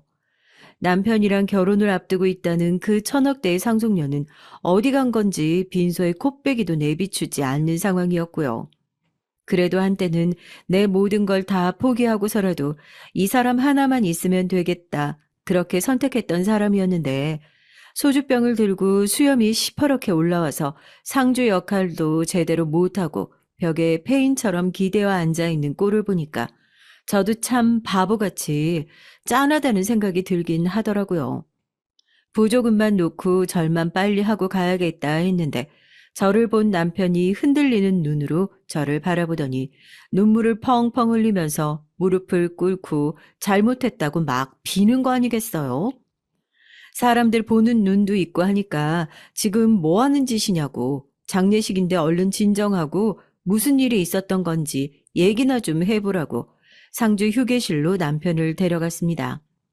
아직 술에서 깨지도 못해서 잔뜩 꼬부라진 혀로 얘기를 꺼내는 전 남편의 얘기를 들으니까 사람이 정말 나쁜 짓을 하면 그대로 돌려받고 분수에 넘는 걸 욕심내면 이런 꼴을 당하는구나 확실하게 느꼈죠. 그 여자 완전히 사기꾼이었어. 완전히 사기꾼이었다고. 천억대 부자는 무슨 대기업 상속녀? 그딴 거 다 거짓말이었다고. 나랑 우리 엄마가 그 여자한테 속아서 투자금이니 뭐니 돈을 얼마나 갖다 바쳤는지. 차라리 우리 돈만 있었으면 다행이지. 그 여자가 투자금 불려준다는 얘기만 듣고 친구 몇 친척들한테 연락했다가 지금 우리만 고소당하게 생겼다고. 여보, 내가 잘못했어. 조강지쳐 버리고 가면 벌 받는다는 거 알고 있는데 내가 생각이 너무 짧았어. 장인어른께 말씀드려서 나 한 번만 다시 받아주실 수 있는지 물어봐주면 안 될까? 뭐든 할 수 있어. 처가살이도 할 수 있고 처갓집에서 시키는 거라면 뭐든지 다 할게. 우리 어떤 힘든 일이 있어도 같이 헤쳐나가기로 했잖아. 제발 나 한 번만 도와줘. 응? 정신 차려. 그래, 네 말대로 어떤 힘든 일이 있어도 같이 헤쳐나가기로 약속했지. 그런데 그 약속 깨버린 건 결국 너 아니니? 이제 돈 다 떨어지고 더 이상 주변에 손 벌릴 데도 없고 그러니까 제일 호구 같아 보이는 나한테 다시 받아달라 용서라도 빌면 내가 그래 옳았구나 너 정말 안쓰럽구나 하고 냉큼 받아줄 거라고 생각했니? 내가 여기 장례식장에 온 건 그냥 너희 가족한테 나도 마지막으로 예의란 걸 차리고 싶어서 왔던 것뿐이야. 근데 오늘 와보니까 확실히 알겠네. 이런 사람들한테 굳이 내 시간 내 돈 써가면서 예의 차릴 필요도 가치도 없는 인간들이었다는 거. 빚쟁이들한테 쫓겨서 네 인생이 망하든지 말든지 그건 내 할 바 아니고 죽든지 말든지 그것도 네 맘대로 해. 너랑 나랑 인연은 그때 네가 날 배신한 이유로 끝났으니까. 알겠어? 이제 와서 무릎을 꿇고 사실 본인은 나 하나밖에 없다면서 잠깐 뭐에 씌이고 홀려서 그런 잘못된 선택을 한 거다. 용서해달라 빌더군요. 기가 막혔죠. 이렇게 한심한 사람이었기 때문에 천억대의 상속녀라고 거짓말을 치면서 활개를 치고 다니는 사기꾼의 게임에 빠져서 본인한테 헌신했던 마누라와 며느리를 버릴 수 있었던 거겠죠. 결국 그 말로는 스스로 목숨을 끊는 쓸쓸하고 처절한 모습이었지만 말입니다. 본인 어머니의 장례식장에서 창피한 줄도 모르고 저한테 제발 가지 말라면서 제 다리를 붙잡고 소리를 지르고 오열을 하는 전 남편 놈을 겨우 떼놓고 누가 볼까 싶어 빠르게 저도 자리를 떴습니다. 저랑 결혼 생활을 할 당시에도 삐뚤어진 돈 욕심이 그렇게 많았던 두 모자는 그렇게 장례식장에서까지 남들에게 손을 벌리면서 죽는 소리를 해야 할 정도로 말도 안 되는 최후를 맞게 됐어요. 전 남편은 아직도 미련을 못 버린 건지 몇 번이나 번호를 바꿔서도 바깥에 있는 공중전화로 저에게 연락을 걸어왔습니다. 제발 한 번만 다시 만나줄 수 있냐고. 만나서 자기랑 얘기라도 해달라고요. 처음엔 대체 그동안 무슨 일이 있었기에 이렇게까지 사람이 망가질 수 있나. 만나서 얘기라도 들어볼까 안쓰러운 마음이 들었지만 저도 빠르게 정신을 다시 차리고 마음을 고쳐먹었답니다. 사람한테 한 번 속지 두 번 속을 일 있겠어요. 제가 아무리 바보 같고 멍청해서 첫 번째 결혼에서 잘못된 선택을 했더라도 지금 저에게 그 기회를 얼마든지 되돌릴 새로운 기회가 주어졌는데 그걸 제 발로 뻥 걷어차버릴 정도로 멍청이는 아니거든요. 그렇게 계속해서 저한테 구걸과 가깝게 연락을 해오던 전 남편의 연락은 저희 아버지가 전화를 받아들고 한 번만 더 연락하면 스토킹이든 뭐든 신고해서 깜빵에 쳐넣어주겠다. 남아있는 돈이라도 지키고 싶으면 정신 차리라고. 우리 가족한테 다시는 연락도 하지 말고 눈에 띄지 않게 조심해라. 으름장을 놓으신 이후로 잠잠해졌습니다. 그 모습을 보니까 더 한심하다는 생각이 들더라고요. 요즘은 싱글이 돼서 친구들이랑 그런 얘기를 많이 해요. 호주머니 무겁다고 다 좋은 거 아니고 자기한테 맞는 호주머니 크기는 다 정해져 있는 거라고요. 작은 주머니를 가지고 있으면서 그 안에 돈만 우겨 넣으려고 하다 보면 밖으로 빠져나가는 돈이 더 많다고요. 그러니까 우리 작은 주머니에 돈 넘치게 담을 생각하기보다 각자 들고 있는 주머니를 키울 생각을 하자고 그럽니다. 이번 일을 통해서 저도 확실히 깨달았죠. 자기 분수에도 맞지 않는 욕심을 내면 어떤 화를 입는지 말입니다. 그리고 남자를 고를 때 정말이지 신중해야 한다는 것. 그렇게 신중할 자신이 없다면 애초에 결혼한 남자를 고르지 말아야 한다는 것까지 너무 늦게 깨달아 버렸지만 이제서라도 알게 된 게 어딘가 싶어요. 당분간 제가 다시 결혼을 하는 일은 없겠지만 다음에 결혼할 기회가 생긴다면 이때 망한 경험을 잘 되살려서 조금은 더 정신머리 제대로 박힌 남자를 고를 수 있지 않을까 그렇게 기대해 봅니다. 여러분들 아셨죠? 명심하자고요. 자기 분수에 맞게 살자고요. 분수에 맞게 살자는 말이 열받는다면 내 분수부터 키우자고요. 그럼 저는 앞으로도 제 분수 키워가며 열심히 살아보겠습니다. 다들 큰 그릇을 가진 사람 되시길 바라며 사연 마무리해요. 감사합니다. 안녕하세요. 저는 시어머니를 모시고 사는 40대 초반의 여성입니다. 제 소개를 들으시는 분들의 대다수는 아마도 제가 시집살이 한다고 생각하시고 저를 안타깝게 보실 수도 있을 거예요. 실제로도 주변 분들은 제가 시어머니와 함께 산다고 하면 혀부터 차시거든요. 워낙 드라마든 영화든 고부간의 갈등을 그리는 작품들이 많기도 하고 실제 상담을 받는 분들도 꽤 있다 보니 시집살이는 무조건 고되고 힘들다고 생각하실 수도 있을 거예요. 하지만 저의 경우는 전혀 아니랍니다. 저는 시집 와서 지금까지 한 번도 힘들다는 생각을 해본 적이 없어요.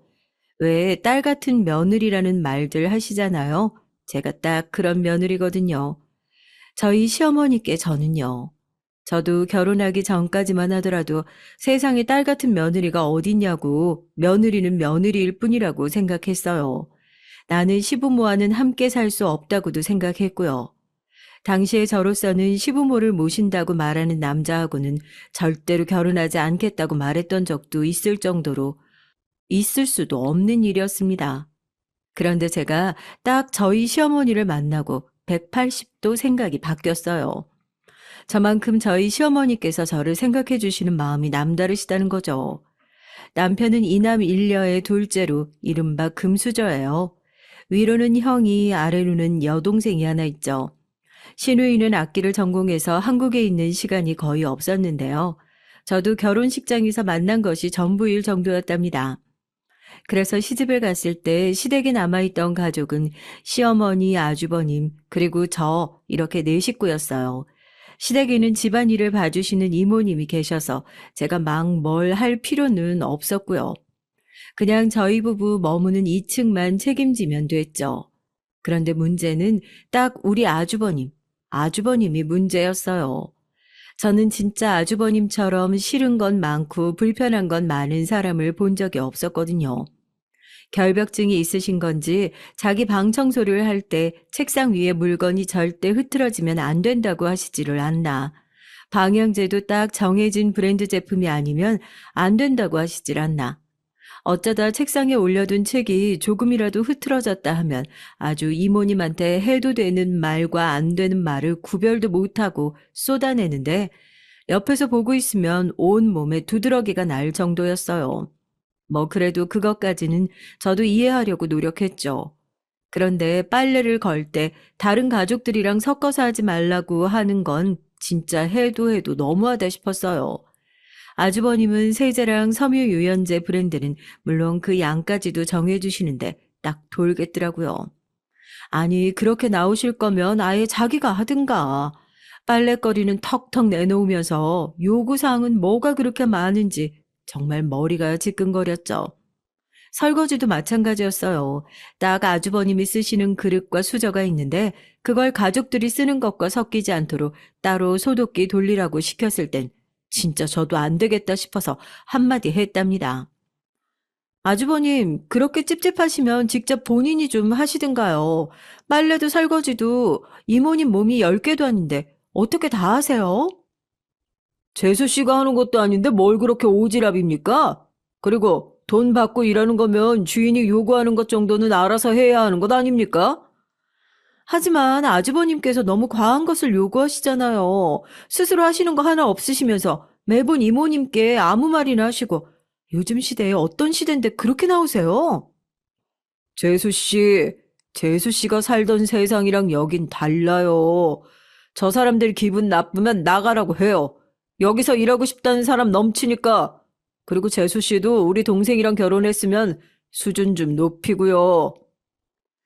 아주버님께서는 불쌍하다는 듯 저를 보고는 자신의 방으로 휙 들어가셨어요.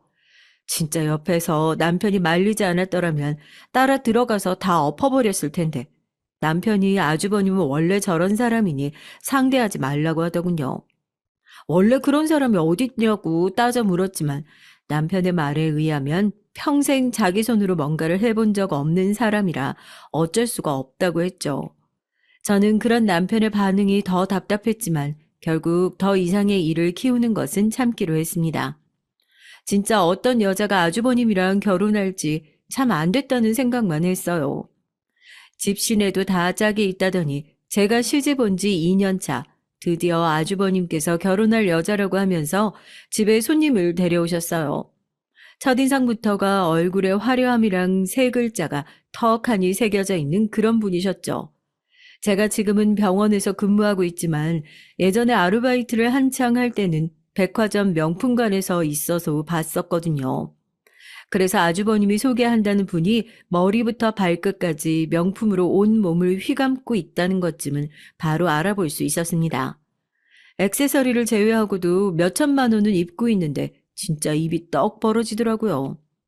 남편도 금수저인데 저 여자분은 더 한가 보다 싶었어요. 그렇게 인사를 하고 간 뒤 아주버님의 결혼은 일사천리로 진행됐습니다. 저는 그 뒤로 형님을 따로 만난 적은 전혀 없었고요. 하시는 일이 무슨 디자이너라는데 엄청 바쁘다고 하더라고요. 사돈 어른들도 사업자 해외에 나가 계셔서 상견례도 제대로 못하고 식장에서 처음 얼굴을 뵀죠. 시어머니 말씀을 빌리자면 번갯불에 콩 볶아 먹듯이 순식간에 결혼이 진행됐답니다. 딱 하나 기억에 남는 것이 있다면 결혼식 당일 정도일까요? 결혼식이 어찌나 호화스러운지 무슨 해외 왕실의 대관식 같다는 느낌을 받았거든요. 다행스럽게도 아주버님께서는 결혼 후 분가를 하셨습니다. 제가 이모님이랑 얼마나 기뻐했는지 몰라요. 여전히 집에 오실 때면 그 성격에 맞춰서 준비해야 하겠지만 그 정도야 충분했죠. 신혼여행을 다녀오신 첫날 저는 처음으로 주방에서 형님과 제대로 된 대화라는 것을 나눠봤습니다. 그리고 엄청난 충격을 받았죠. 동서, 이거 동서 선물. 비싼 건 아니니까 너무 부담 갖지 말고. 형님 제 것도 챙기셨어요. 감사합니다. 너무 예쁜 스카프네요. 잘하고 다닐게요. 병원에서 일한다고 했지? 동서 평소 입고 다니는 옷이랑 좀 안 어울릴 수 있어. 뭔가 스카프만 돋보인다고 해야 되나? 그냥 중요한 자리에 격에 맞는 의상 입었을 때 그때 하라고.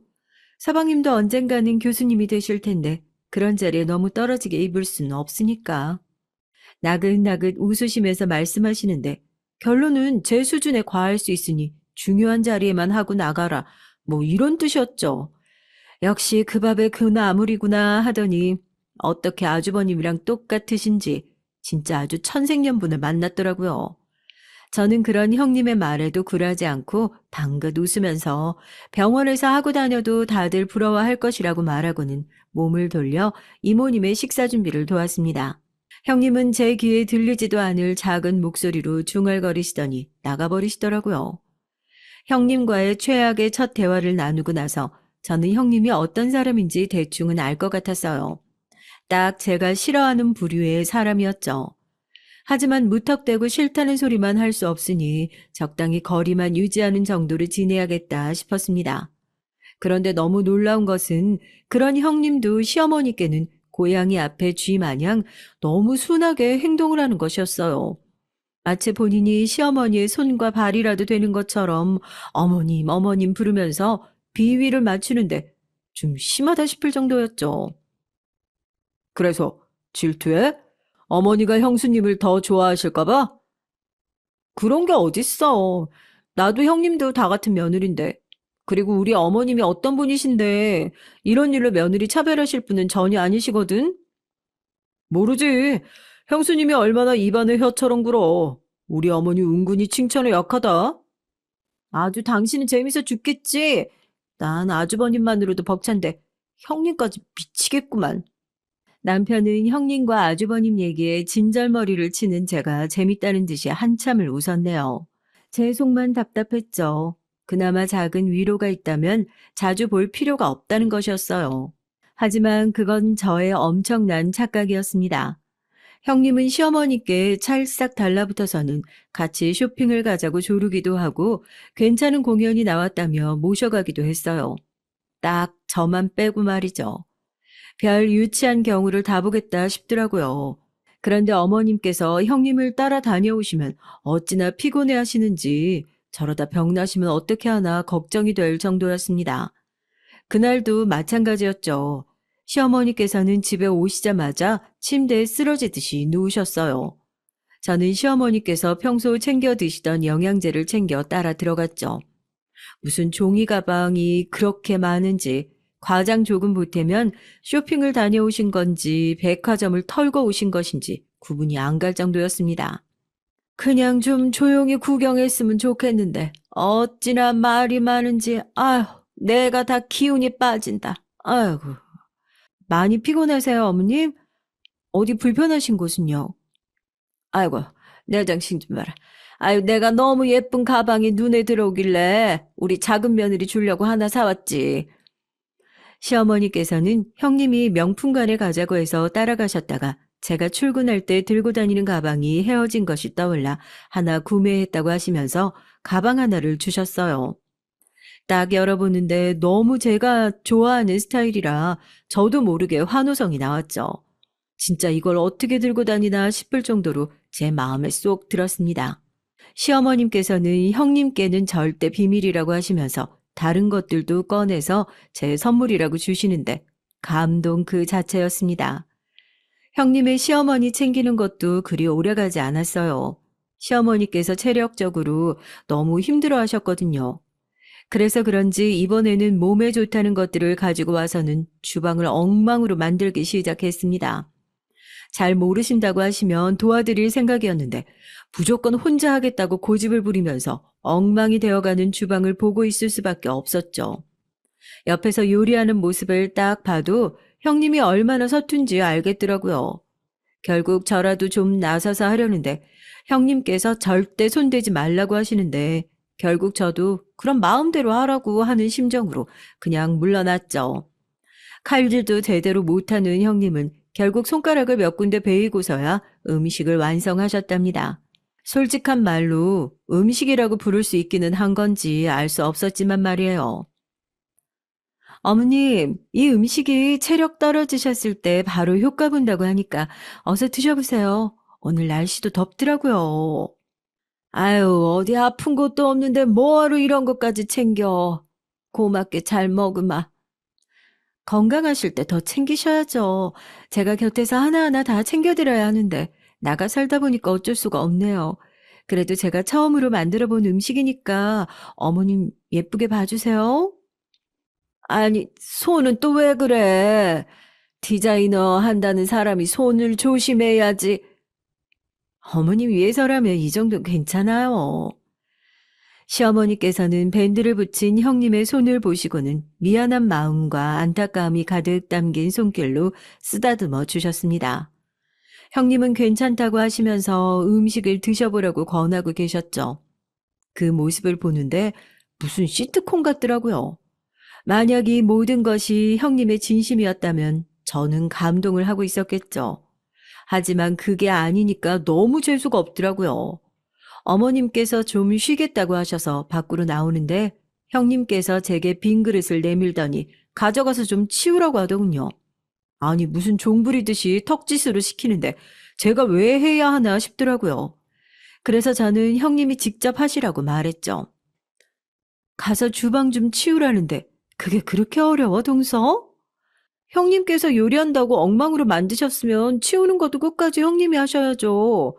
누군가에게 음식을 대접한다는 것은 뒷처리까지 포함이랍니다. 형님, 제가 도와드린다고 했을 때 한사코 사양하셨으며 끝까지 마무리하셔야죠.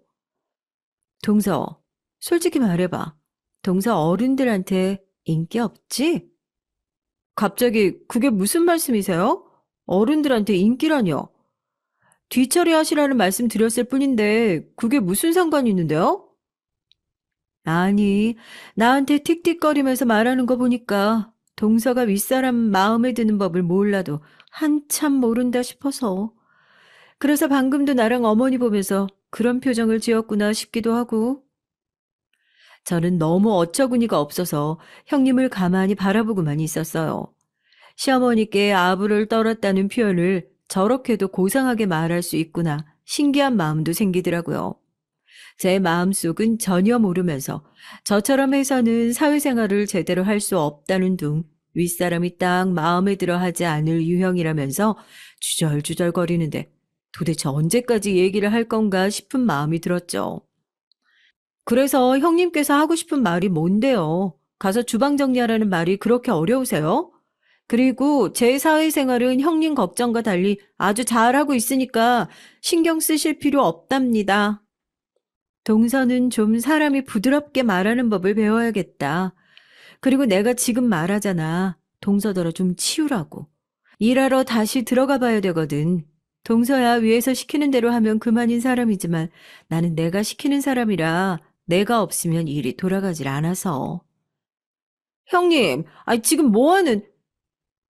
형님은 제 말이 끝나기 무섭게 들고 있던 빈 그릇 선반을 올려두고는 바람같이 집을 빠져나가셨습니다. 어떻게 사람이 저렇게 뻔뻔스러울 수 있나 싶더라고요. 너무 화가 나고 짜증나는데 시어머니께서 쉬고 계시니 소리도 못 지르고 저는 이를 벅벅 깔며 주방으로 들어갔습니다. 주방이야 이미 이모님께서 깔끔하게 정리를 하셨더라고요. 저와 형님의 얘기를 다 들으셨는지 이모님은 여우 중에서도 상여우가 집에 들어왔다고 저더러 앞길 구말리라며 혀를 차셨어요. 저는 이모님의 말에 너무나도 공감하면서 앞으로 형님을 대할 때는 정신을 바짝 차려야겠다는 생각을 했습니다. 형님께서는 뭐든 끈질기게 하는 사람은 아닌지 시어머니께 음식을 해서 올리는 것도 금방 시들시들 해줬어요. 대신 무슨 실을 가지고 와서는 시어머니 곁에 딱 붙어 앉아서 함께 이것저것 만들기 시작했죠. 어머님, 이렇게 손운동을 자주 하시면 건강에도 좋고 뇌세포에도 좋다고 하더라고요. 저도 처음 배워봤는데 손쉽게 배울 수도 있고 참 좋더라고요. 이것 보세요. 제가 어머니 드리려고 만들었어요. 아이고, 이런 것도 다 있구나. 아이고, 참 곱게 만들었다. 우리 작은 며느리가 손이 야무져서 이런 것 만들기 시작하면 금방 하지. 작은 애야, 너도 여기 와서 좀 해보렴. 그럴까요, 어머님? 어머님 좋아하시는 색으로 저도 하나 만들어 볼 텐데 나중에 못생겼다고 웃으시면 안 돼요, 어머님. 아이고, 잘하면서 그런다. 그래, 큰애가 가르쳐 주는데 생각보다 쉽더라. 너도 어서 해보렴. 어머님께서 이렇게 말씀하시는데 어쩔 수 없지. 내가 가르쳐 줄 테니까 동서도 해봐. 시어머니께서 저를 곁에 불러 함께 하자는 말이 기분이 나빴는지 형님은 입은 한 다발을 쑥 내밀고 제게 설명을 해줬어요. 대학 시절 친구들과 아르바이트로 만들었던 팔찌와 크게 다르지 않았죠. 저는 왕년의 솜씨를 발휘해서 번개같이 빠른 속도로 뚝딱 하나를 완성했답니다. 시어머니께서는 무척이나 마음에 들어 하셨죠. 동서는 이런 것도 잘하고 못하는 게 없어. 어디서 배우기라도 한 거야? 대학 시절 아르바이트 하면서 이것저것 해봤죠. 아, 동서 부모님이 일찍 돌아가셔서 대학 다닐 때 고생했다는 얘기 들었어. 학자금 대출은 다 갚았어? 그거 1년, 2년 해서 갚아질 금액이 아닐 텐데. 학자금 대출 안 받았어요. 형님 말처럼 꽤 오래 갚아야 하는 빚인데 선뜻 손이 안 가더라고요. 그래서 그냥 악착같이 아르바이트 했죠. 덕분에 안 해본 일이 없지만. 아, 그래서 동서가 좀 그렇구나. 형님은 이제야 알겠다는 듯 고개를 끄덕이며 말했어요. 좀 그렇다니 제가 뭐 그렇다는 것인지 울컥하고 속에서 올라오는 것이 있었지만 꾹 눌러 참고 무슨 의미냐고 물었죠. 형님은 웃기만 하고 그런 것이 있다고 하더라고요. 제가 살짝 언성을 높이며 묻자 형님은 오히려 시어머니 앞에서 무슨 짓이냐고 저를 꾸짖기까지 하셨어요. 가운데 계신 시어머니께서는 곤란한 표정도 잠시 정색을 하시며 저희 둘에게 한 소리씩 하셨습니다. 어른 앞에서 소리 높이는 것은 그리 좋아 보이지 않는구나, 작은애야. 그리고 큰애 너도 괜히 작은애 긁고 싶어서 그런 말 하는 것이 아니라면 말 조심해야지. 네, 제가 윗사람으로 부족했어요. 조심할게요, 어머님. 화내지 마세요. 괜히 혈압이라도 오르시면 어떡해요. 형님은 금방 시어머니께 애교를 떨면서 상황을 넘어가려고 했죠. 저는 묵묵히 죄송하다는 말 외에는 아무것도 하지 않았고요. 그날 일은 자연스럽게 덮고 가는 것으로 얘기가 마무리됐지만 솔직히 계속 신경이 쓰였어요. 도대체 무슨 의도로 하는 말인가 싶어서 말이죠. 좋은 뜻이 아니라는 것은 확실히 알겠는데 형님께 다시 물어보자니 불어 들쳐내서 기분 나쁠 것이 뭐가 있나 싶다가도 그냥 넘어가려니까 찝찝하고 정말 미치고 환장하겠더라고요. 하지만 결국 저는 묻고 가는 것을 선택했습니다. 얼마 뒤 쇼킹한 일이 터져버렸어요. 형님께서 얼굴이 사색이 되어서는 뛰어들어왔죠. 누군가에게 쫓기는 것처럼 조급해 보이기까지 했답니다. 형님께서는 저를 보지도 못하셨는지 시어머니를 찾아 방으로 들어가더라고요. 저는 무슨 일인가 싶어서 슬쩍 방문에 귀를 대고 서 있었어요. 작은 소리지만 형님의 우는 소리와 함께 시어머니께서 꾸짖는 목소리가 새어나왔습니다. 아니, 너는 사업한다는 사람이 그렇게 조심성이 없어서야. 뭘 믿고 돈을 덜컥하고 빌려준 거야? 저랑 7년을 함께 일한 사람이었어요. 아버지 병원비가 부족하다고 부탁하는데 차마 거절을 못하겠더라고요. 그래서 1,000만 원을 빌려줬는데 감쪽같이 사라질 줄은 정말 꿈에도 몰랐죠. 어머님, 저 어떡해요? 그이가 알면 저 진짜 죽어요. 그럼, 네 남편 모르게 그 돈을 빌려준 거야? 돈이 어디가 나서? 제가 가진 돈 다 털어서 줬는데, 어머님, 저 그 돈 없으면 당장 회사에서도 문제가 생길 텐데, 어떻게 하면 좋아요? 어머님 진짜 한 번만 도와주시면 안 될까요? 정말 죄송해요. 이런 말 염치 없는 거 아는데, 어머님 말고는 부탁할 사람이 없어서 그래요. 시어머니께서는 고민이 되시는지 대답이 없으셨죠. 1,000만 원이라니 그렇게 큰 돈을 덜컥 빌려줄 만큼 형님이 허술한 사람은 아니라고 생각했는데 의외다 싶었습니다. 뭐 시어머니께서는 금방 만들어내실 수 있는 돈이니 금액이 걱정되는 것은 아니었지만 시어머니께서 워낙 싫어하는 상황이라 마음에 걸리기는 했죠. 시어머니께서는 강남의 빌딩을 여러 가지고 있으실 정도로 큰손이지만 절대 남한테 돈을 함부로 빌려주시지 않는 분으로 유명하다고 들었거든요.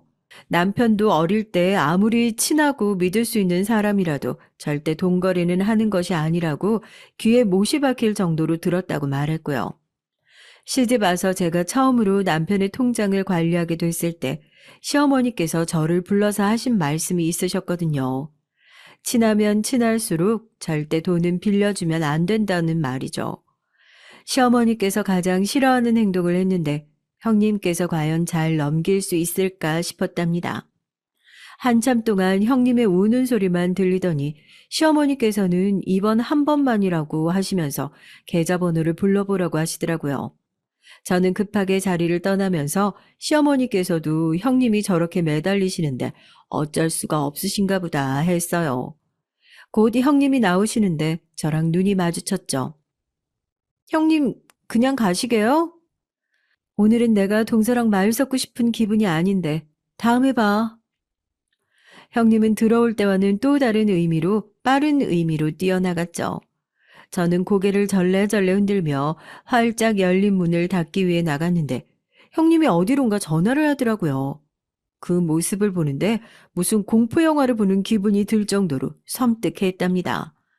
방금까지 시어머니 앞에서 그렇게 울던 사람이 아주 깔깔거리며 웃는데 순간 형님이 미친 사람처럼 보일 정도였어요.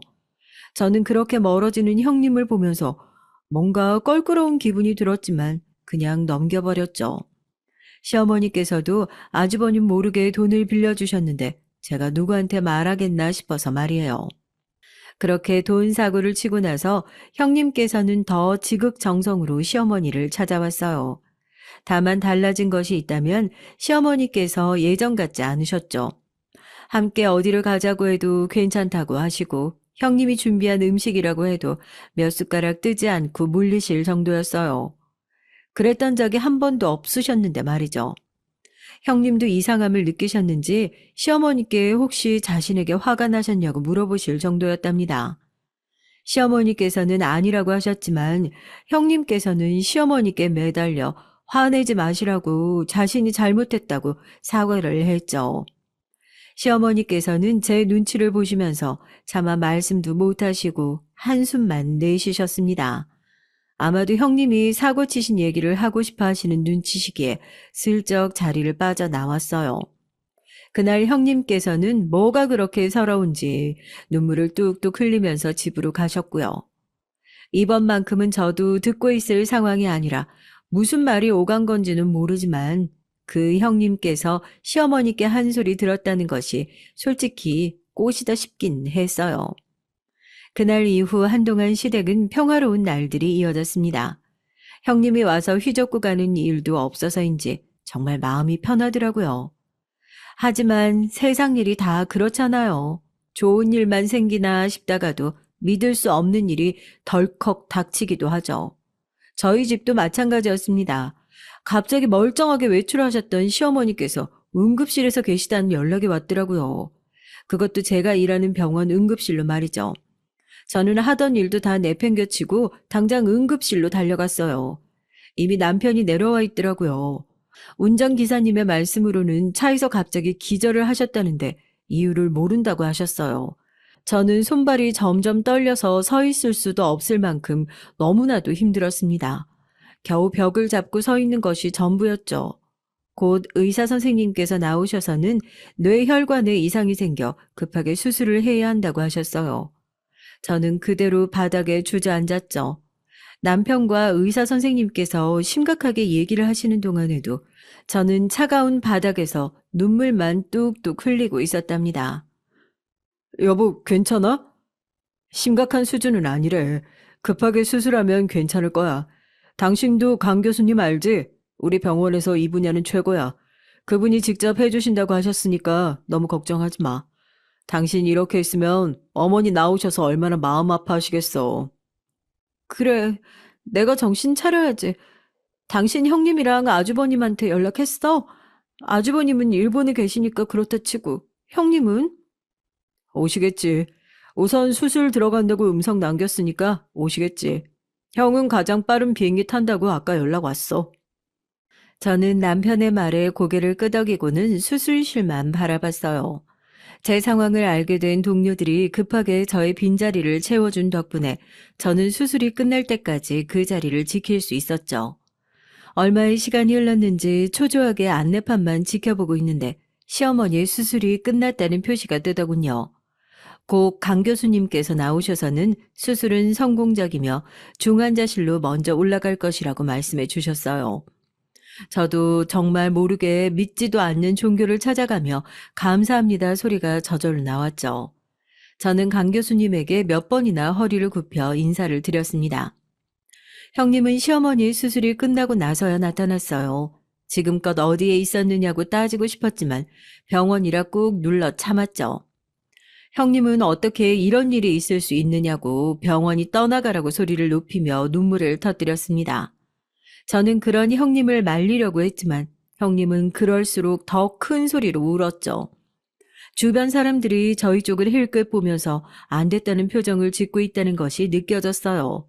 그렇게 한참을 울던 형님은 갑자기 눈물을 뚝 그치고는 제게 상황이 어떻게 됐냐고 묻더군요. 어머님 경과는 어때? 수술은? 수술 잘 끝났대? 머리라면서 그럼 무슨 몸에 마비가 남는다거나 아니면 기억에 문제가 생긴다거나 그런 것들이 있는 건 아니겠지? 수술은 성공적으로 끝났다고 했고 경과는 좀 더 지켜봐야 한다고 하시네요. 그럼 언제쯤 할 수 있대? 빨리 알 수 있나? 형님, 어머님 아직 깨어나지도 않으셨어요. 그런 걸 걱정하기 이전에 어머님 무사히 깨어나시기를 바라는 게 먼저 같은데요? 형님은 제 말에 가시가 느껴졌는지 얼버무리면서 슬쩍 제 곁에서 멀어지더군요.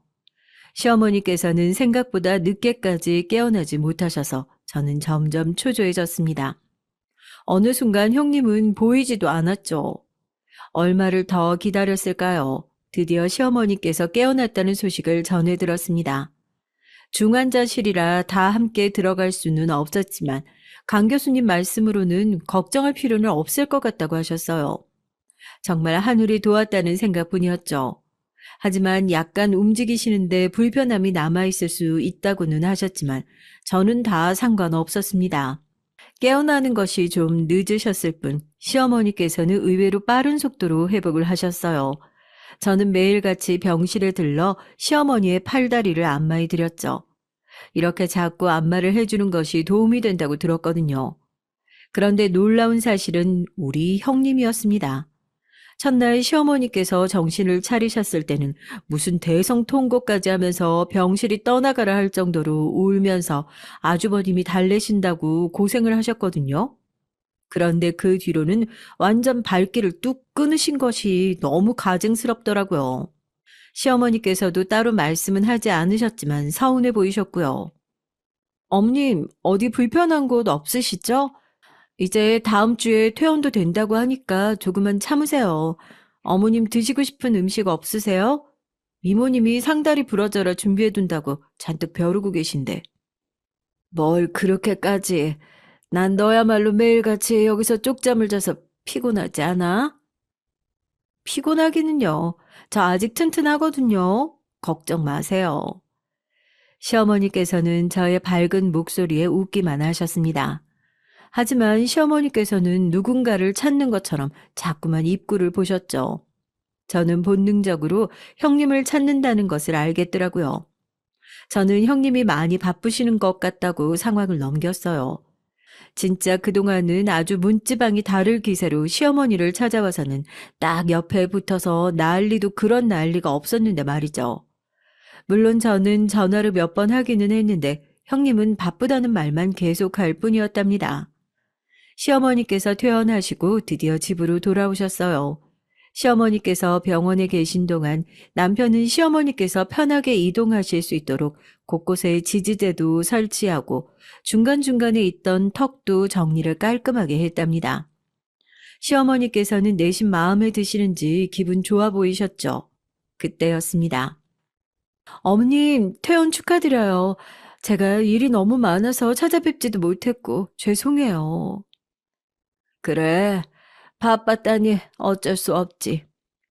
컨디션은 좀 어떠세요? 밖에 날씨 엄청 좋은데 어머님 밖에 잠깐 나가서 저랑 데이트해요. 괜찮으시죠? 형님, 어머님 방금 들어오셔서요. 좀 쉬셔야 할 것 같은데요.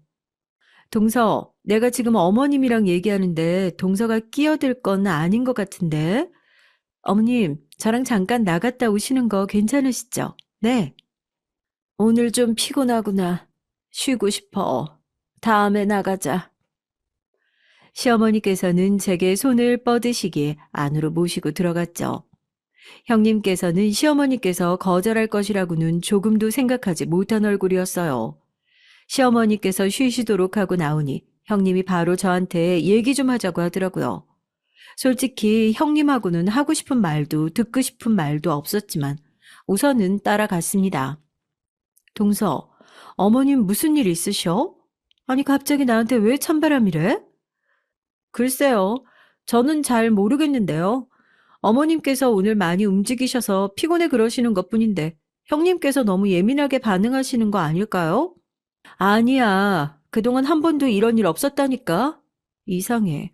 혹시 동서가 중간에 뭐라고 한 거 아니야? 정말. 형님, 괜히 저한테 화풀이하고 싶으신 모양인데 저하고는 조금도 관계 없으니까 괜한 소리 하지 마시고 저녁 드시고 갈 거 아니면 그냥 가세요. 형님은 볼 일이 있다고 하시면서 쌩하니 나가버리셨죠. 그런데 집에 들어오니 형님이 늘 하고 다니시는 스카프가 그대로 소파 위에 있더라고요. 그냥 무시할까 했는데 그래도 스카프 핑계 대면서 다시 집에 오는 꼴이 더 보기 싫어서 들고 따라 나갔답니다. 그런데 대문 앞에서 형님이 누군가랑 엄청 큰 소리로 욕을 하며 얘기를 하더라고요. 중간에 시어머니 얘기도 제 얘기도 나오는 것이 뭔가 싶어서 귀를 가져갔죠. 그리고 저는 완전 충격적인 대화를 들어야만 했답니다. 몰라. 놓친 내가 뭘 알게 된 건 아니겠지? 여기서 접고 나르기엔 아깝잖아. 내가 그동안 들인 시간이 얼만데. 할망구 비 맞춰가며 내가 얼마나 고생했는지 알아? 동서? 괜히 아무것도 아닌 주제에 센 척하는데 어리숙해서 금방 속여 먹겠더라고. 하여튼 할망구 주머니 좀 더 뒤져서 갈 테니까 그만 재촉하고 바로 성공하면 이 나라 뜰 준비나 해. 끊는다. 저는 당장이라도 뛰어나가서 방금 전화를 추궁하고 싶었지만 꾹 눌러 참았어요. 우선 형님이 하는 말이 다 무슨 소리인지 알아보고 나서 머리채를 잡든 주둥이를 다 뜯어놓든 해야겠다고 다짐했죠. 저는 막 나온 사람처럼 대문을 벌컥 열었습니다. 형님은 당황한 얼굴로 갑자기 문을 열면 어떻게 하느냐고 소리를 질렀지만 저는 아무렇지도 않은 척 스카프를 내밀고는 안으로 들어갔어요. 저는 방금 들었던 일들에 관해 친한 친구에게 의논을 했습니다. 남편이 흥신소를 운영하는 사람이라 형님에 대해 조사를 부탁했죠. 꽤 시간이 걸릴지도 모른다고 했던 것과는 다르게 3일도 되지 않아서 연락이 오더라고요. 저는 병원 쉬는 시간을 틈타 친구를 만났고요. 친구 남편이 조사한 결과라고 보여주는데 뒤통수를 3개 맞은 것처럼 정신을 차릴 수가 없을 정도로 충격적인 결과였어요. 어떻게 자기 잘난 맛에 사는 아주버님께서 이런 여자와 결혼을 하셨는지 도저히 알 수가 없었죠. 조사할 것도 없었어요. 이미 워낙에 유명한 여자라서 꽃뱀인데 남자 등골 빼먹다가 된통 걸려서 징역 좀 살고 나와서는 완전히 잠수 탔거든요. 그래서 다들 죽었나 하고 있었는데 여기서 사기를 치고 있을 줄이야. 꽃뱀이면 디자이너고 뭐고 아무것도 아니라는 거죠? 디자이너는 무슨, 집안이 망해서 대학 문턱도 못 밟았어요. 꼴의 머리는 좋은지 사기치는 기술은 아주 수준급이죠. 저는 알겠다고 말하며 흥신소에서 알려준 것들을 주섬주섬 챙겼답니다. 친구 남편은 최근에 남자를 하나 새로 만나는 중이라고 하면서 아무래도 곧 도망칠 것 같으니 빨리 신고하는 것이 좋을 것이라고 말했어요. 하지만 저는 확신하고 있었죠. 형님이 시어머니에게서 한 재산 뜯어내기 전까지는 절대 떠나지 않을 것이라는 사실을 말이죠. 집에 들어갔더니 이모님께서 저녁에 아주버님과 형님이 저녁을 드시러 온다고 하더라고요. 저는 타이밍 한번 기가 막힌다고 생각했죠. 딱 오늘이 형님의 가면을 벗겨내고 시궁창에 던져버릴 기회라고 생각을 했답니다. 저녁이 되고 형님과 아주버님께서 함께 오셨어요. 저는 억지로 웃음을 짜내면서 인사를 했고요. 형님은 활짝 웃으시면서 저더러 눈을 왜 그렇게 뜨고 있냐고 바로 타박을 하시더라고요. 저는 끝까지 웃으면서 저녁부터 준비하겠다고 말하고는 주방으로 들어갔습니다. 이모님께서는 이미 퇴근하신 상태라 저는 부지런히 준비를 시작했습니다. 그런데 평소에는 주방에 얼씬도 안 하는 사람이 저를 따라 들어오더라고요. 동서, 할 말이 좀 있는데 잠깐 괜찮아? 듣고 있어요. 말씀하세요, 형님. 동서, 많이 힘들지. 어머니 수발도 들어야 하고 병원도 다녀야 하고. 괜찮아? 피곤해서 어떡해. 전혀요. 병원이야 1년, 2년 다닌 것도 아니고, 어머님이 거동 불편하시긴 하시지만 못 걸어 다니시는 것도 아니고, 지금은 꾸준히 운동도 하셔서 짧은 거리는 부축 없이 잘 다니시거든요. 그리고 형님께서 이렇게 자주 오셔서 어머님을 챙겨주시는데 제가 힘들 게 뭐가 있어요? 그래도 동서 혼자서 이 큰 집 살림까지 살아가면서 보통 힘든 일은 아니지. 그래서 말인데, 동서 괜찮으면 내 얘기 좀 들어볼래? 좋은 기회가 될 것 같아서 말이야. 저는 형님이 무슨 다단계를 제게 홍보해서 이득을 볼 생각인가 싶어 잔뜩 얼굴을 굳히고는 형님은 제게 비밀 얘기를 하려는 듯이 다가왔습니다. 저는 급히 한 걸음 멀어지면서 무슨 일이냐고 했죠. 형님은 큰 소리 내지 말고 먼저 들어보라고 했어요. 저는 알겠다고 고개를 끄덕이는 척 하면서 핸드폰을 꺼내 녹음을 눌렀습니다. 우리끼리 하는 말이지만 동서도 힘들잖아. 그러지 말고 우리 힘을 합해서 어머님 요양원이라도 보내드리는 건 어때? 이 집은 둘이서 반반 나눠 가지고 요양원 병원비도 딱 반을 나누면 되겠네. 몸도 불편한데 일도 못할 거 아니야. 그럼 놓친 내 재산 우리 둘이서 깔끔하게. 저는 더 이상 형님 얘기를 듣고 있을 수가 없었어요. 바로 뺨을 한 대 힘껏 내리쳤습니다. 제 손바닥이 얼얼할 정도로 강한 힘이었어요. 그 소리가 얼마나 큰지 거실에 있던 남편이 허둥거리며 주방으로 들어올 정도였답니다.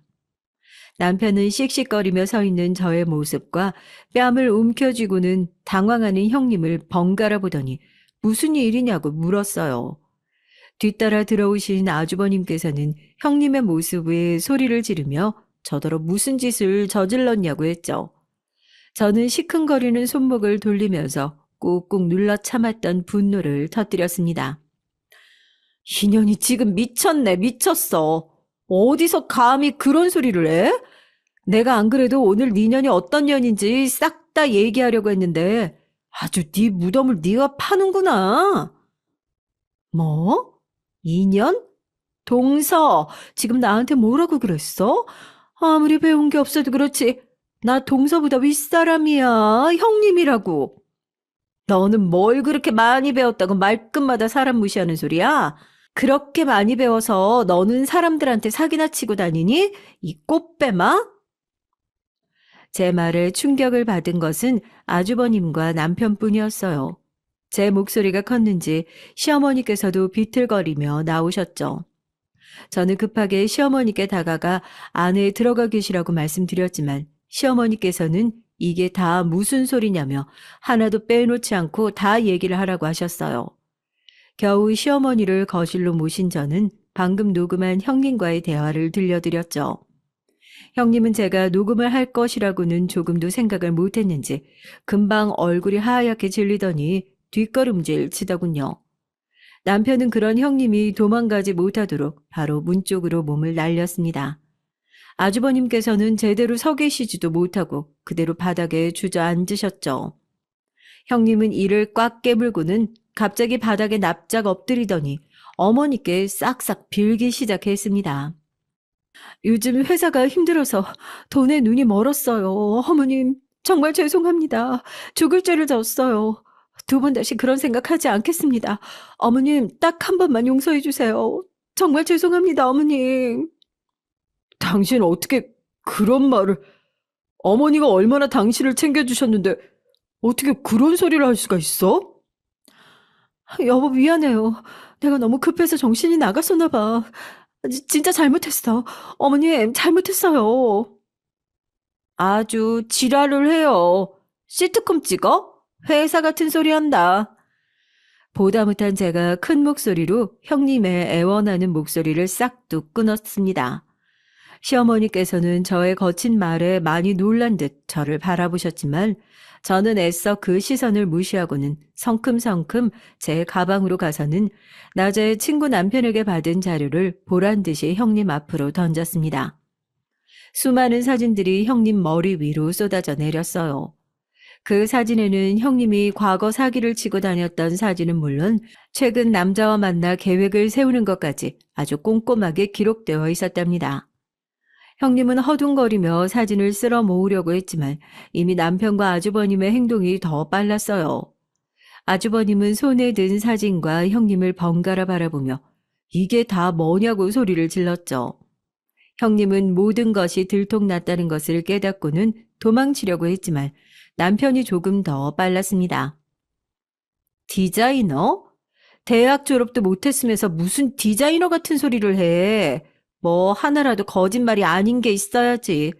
아주버님이랑 결혼한 것도 다 계획적이었지? 우리 어머님 재산 챙기려고. 아니야? 여보, 재산을 챙기려고 했더니 그게 다 무슨 소리야? 회사 직원이 어쩌고 하면서 어머니께 1,000만 원 받아서 챙긴 거 내가 모른다고 생각했지? 왜? 그렇게 한번 해보니까 어머님 돈 금방 꿀꺽할 수 있을 것 같았어? 그런데 어떡하냐? 내가 다 얘기해버려서? 1,000만 원이라니.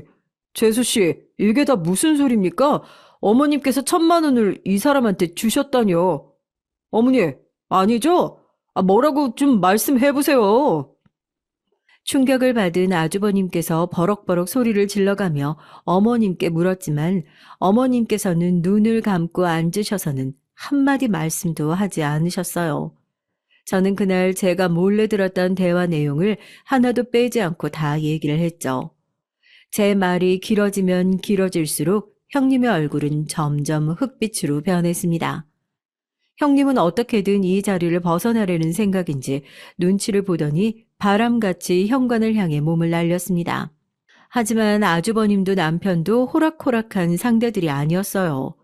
형님이 뛰쳐나가자마자 두 사람도 뒤쫓아 나가더라고요. 집안에는 저와 시어머니 둘만 남아있게 됐습니다. 저는 가만히 시어머니 곁에 무릎을 꿇고 앉아 손을 잡았어요. 어머니, 죄송해요. 어머님 모르게 정리하고 싶었는데 이렇게 큰 충격을 드렸네요. 아니다. 다 내가 부덕한 탓이지. 네가 무슨 잘못이 있겠니? 제가 꼭 저지른 죄의 대가를 치르게 할 작정이니까 어머님께서는 그냥 가만히 보고만 계세요. 전 절대 용서 못하니까. 어머님께서는 고개를 끄덕이시고는 비틀거리며 일어나셨어요. 저는 그런 어머님을 부축해 안으로 들어갔죠. 얼마 뒤 형님이 고래고래 소리를 지르는 것이 들리더라고요. 머리는 산발이 된 형님이 아주버님에게 붙잡혀 들어오고 있었습니다. 남편은 어디론가 전화를 걸고 있었어요. 아무래도 경찰에 신고를 하는 것 같았습니다. 형님은 제 얼굴을 보자마자 제게 침을 확 뱉더라고요. 물론 저한테 오진 않았지만 황당하기는 하더군요. 형님은 모든 것이 제 탓이라고 하면서 입에 담기도 더러울 욕들을 쉬지 않고 뱉어냈죠. 진짜 이건 말을 하는 것이 아니라 배설을 하는 그런 수준의 말이었어요. 그동안 온갖 고상한 척은 다 하고 살더니 어떻게 참았나 싶었습니다. 곧 경찰차 소리가 들리고 경찰들이 우르르 들어왔어요. 형님은 그 짧은 순간에도 도망칠 궁리만 하는데 진짜 어이가 없었죠. 경찰들 말에 의하면 형님 앞으로 들어온 고소장이 한두 건이 아니더군요. 친구 남편에게 들었던 것보다 훨씬 더 많은 양이더라고요. 경찰은 고소할 생각이라면 경찰서로 오라는 말과 함께 형님을 끌고 가셨습니다. 아주버님께서는 끌려나가는 형님의 모습을 한참 동안 물끄러미 보더니 변호사와 얘기를 해야겠다고 나가셨어요. 한바탕 토네이도가 휘감고 간 것처럼 집안은 엉망이었습니다. 남편과 저는 묵묵하게 집을 치웠어요. 놀랍게도 아주버님께서는 변호사를 선임해 이혼 소송이 아닌 혼인 무효 소송을 시작한다고 하셨습니다. 거기다 피해 보상까지 요구를 한다고 하시는데 알고 보니 결혼 생활을 하는 동안 아주버님께서 맡기신 통장에 남아있는 돈이 아예 없었다고 하더라고요. 이미 일행과 함께 돈을 다 옮긴 상태였죠. 아주버님은 형님을 믿었던 자신의 탓을 하면서 무척이나 괴로워하셨습니다. 하지만 그것도 잠시일 뿐이었어요. 아주버님께서 형님으로부터 모든 것을 돌려받겠다고 다짐한 이후 어찌나 빠르게 움직이시는지 저는 아주버님께서 이전부터 준비하고 있었던 것은 아닐까 의심이 들 정도였답니다. 하지만 중요한 문제가 하나 더 있었어요.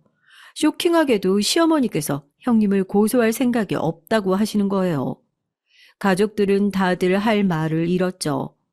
1,000만 원에 대한 사기죄를 적용하지 않겠다는 말이나 마찬가지였으니까요. 어머니, 그럼 1,000만 원 그냥 날리실 생각이에요? 왜 고소를 하지 않겠다고 하시는데요? 집안 더 이상 시끄럽게 만들고 싶지 않다. 그런 여자애를 데려와서 결혼하겠다고 했던 너나 나이 이만큼 먹도록 사람 하나 볼 줄 모르고 그저 나한테 살랑거린다고 좋아서 1,000만 원을 덜컥 내놓은 나나 누굴 원망하겠니? 어머님, 그런 말씀 마세요. 속여 먹겠다고 작정을 하고 덤비는 사람을 어떻게 이겨요? 어머님 잘못도 아주버님 잘못도 하나 없으니까 그런 말씀 마시고 고소장 접수하셨으면 좋겠어요. 속이는 인간이 나쁜 사람인데 왜 어머니께서 괴로워하세요? 그럴 이유 조금도 없으니까 어머니 걱정 마세요. 남편과 저까지 나서서 시어머니를 설득하자 시어머니께서도 결국은 마음을 돌리셨답니다. 시어머니께서 한사코 고소장 접수를 사양하셨던 이유는 아무래도 자식들 보기 미안해서가 아닐까 생각이 들었어요. 평소에 자식들에게 어떤 누구에게도 절대로 돈을 빌려주지 말라고 하셨던 분이셨는데 결국은 자기가 한 말을 지키지 못한 것이나 다름없었으니까요. 그로부터 많은 시간이 흘렀습니다.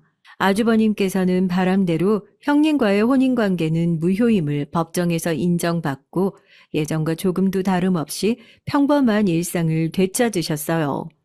다시 본가로 들어오셨거든요. 사실 처음 이 얘기를 들었을 때 겉으로는 반갑게 맞이했지만 속으로는 한숨만 나왔습니다. 깐깐한 아주버님의 취향을 다시 맞출 생각을 하니까 눈앞이 깜깜했죠. 이모님께서도 말씀은 안 하셨지 아주버님이 다시 들어와 산다고 했을 때 엄청 당황하셨거든요. 하지만 아주버님께서도 달라지셨더라고요. 여전히 결벽증이 있으셨지만 빨래나 설거지 정도는 스스로 깔끔하게 해주시니 너무 편했죠. 그리고 아주 놀라운 소식이 하나 있는데요. 바로 제가 오랫동안 염원했던 임신이 드디어 성공했다는 것이죠. 남편과 저의 사랑스러운 아들은 제 뱃속에서 아주 무럭무럭 자라고 있습니다. 얼마나 효자로 태어나려는 건지 입덧도 하지 않았답니다. 시어머니께서는 형님의 일이 터지면서 한동안은 무력하게 지내셨는데 제가 임신했다는 소식에 요즘은 저와 함께 아이가 태어나면 쓸 기저귀를 만들면서 매일 들뜬 마음으로 기다리고 있어요. 끝으로 형님에 관한 얘기를 좀 하자면 사기죄로 고소를 한 형님의 재판은 아직도 열리지 않았어요. 무슨 양파도 아니고 사람이 어떻게 알아가면 알아갈수록 점점 더 죄가 늘어나는지 진짜 중간중간 얘기를 들을 때마다 놀랍기만 하더라고요. 제가 알고 있던 것은 결혼을 핑계로 돈 많은 남자에게 접근해서 재산을 빼돌리고 잠적하는 수법을 써왔다고 들었는데 그 정도가 아니더라고요. 아예 조직적으로 움직이면서 대상도 결혼이 늦은 남자부터 혼자 살고 있는 노인 가정까지 그 규모도 상당했답니다. 형님을 조사하던 검찰에서도 혀를 내두를 정도라고 했고요. 여죄가 많다 보니 결국에는 처음 예상했던 기한보다 늘어날 수밖에 없었죠. 거기다 형님의 일당으로 추정되는 사람들까지 잡아들여 일이 꽤나 커졌더라고요. 아마 이 방송을 형님이 듣고 계실지는 모르겠네요. 저를 원망하는 마음으로 혹여나 이 방송을 듣고 계신다면 지금 형님에게 일어난 모든 행동의 원인은 바로 형님에게 있음을 꼭 알아주셨으면 좋겠다는 말을 전하고 싶네요. 그리고 형님이 저지른 죄값 꼭 받길 바란다는 말과 함께요. 그리고 얘기를 끝까지 들어주신 분들도 정말 감사드립니다.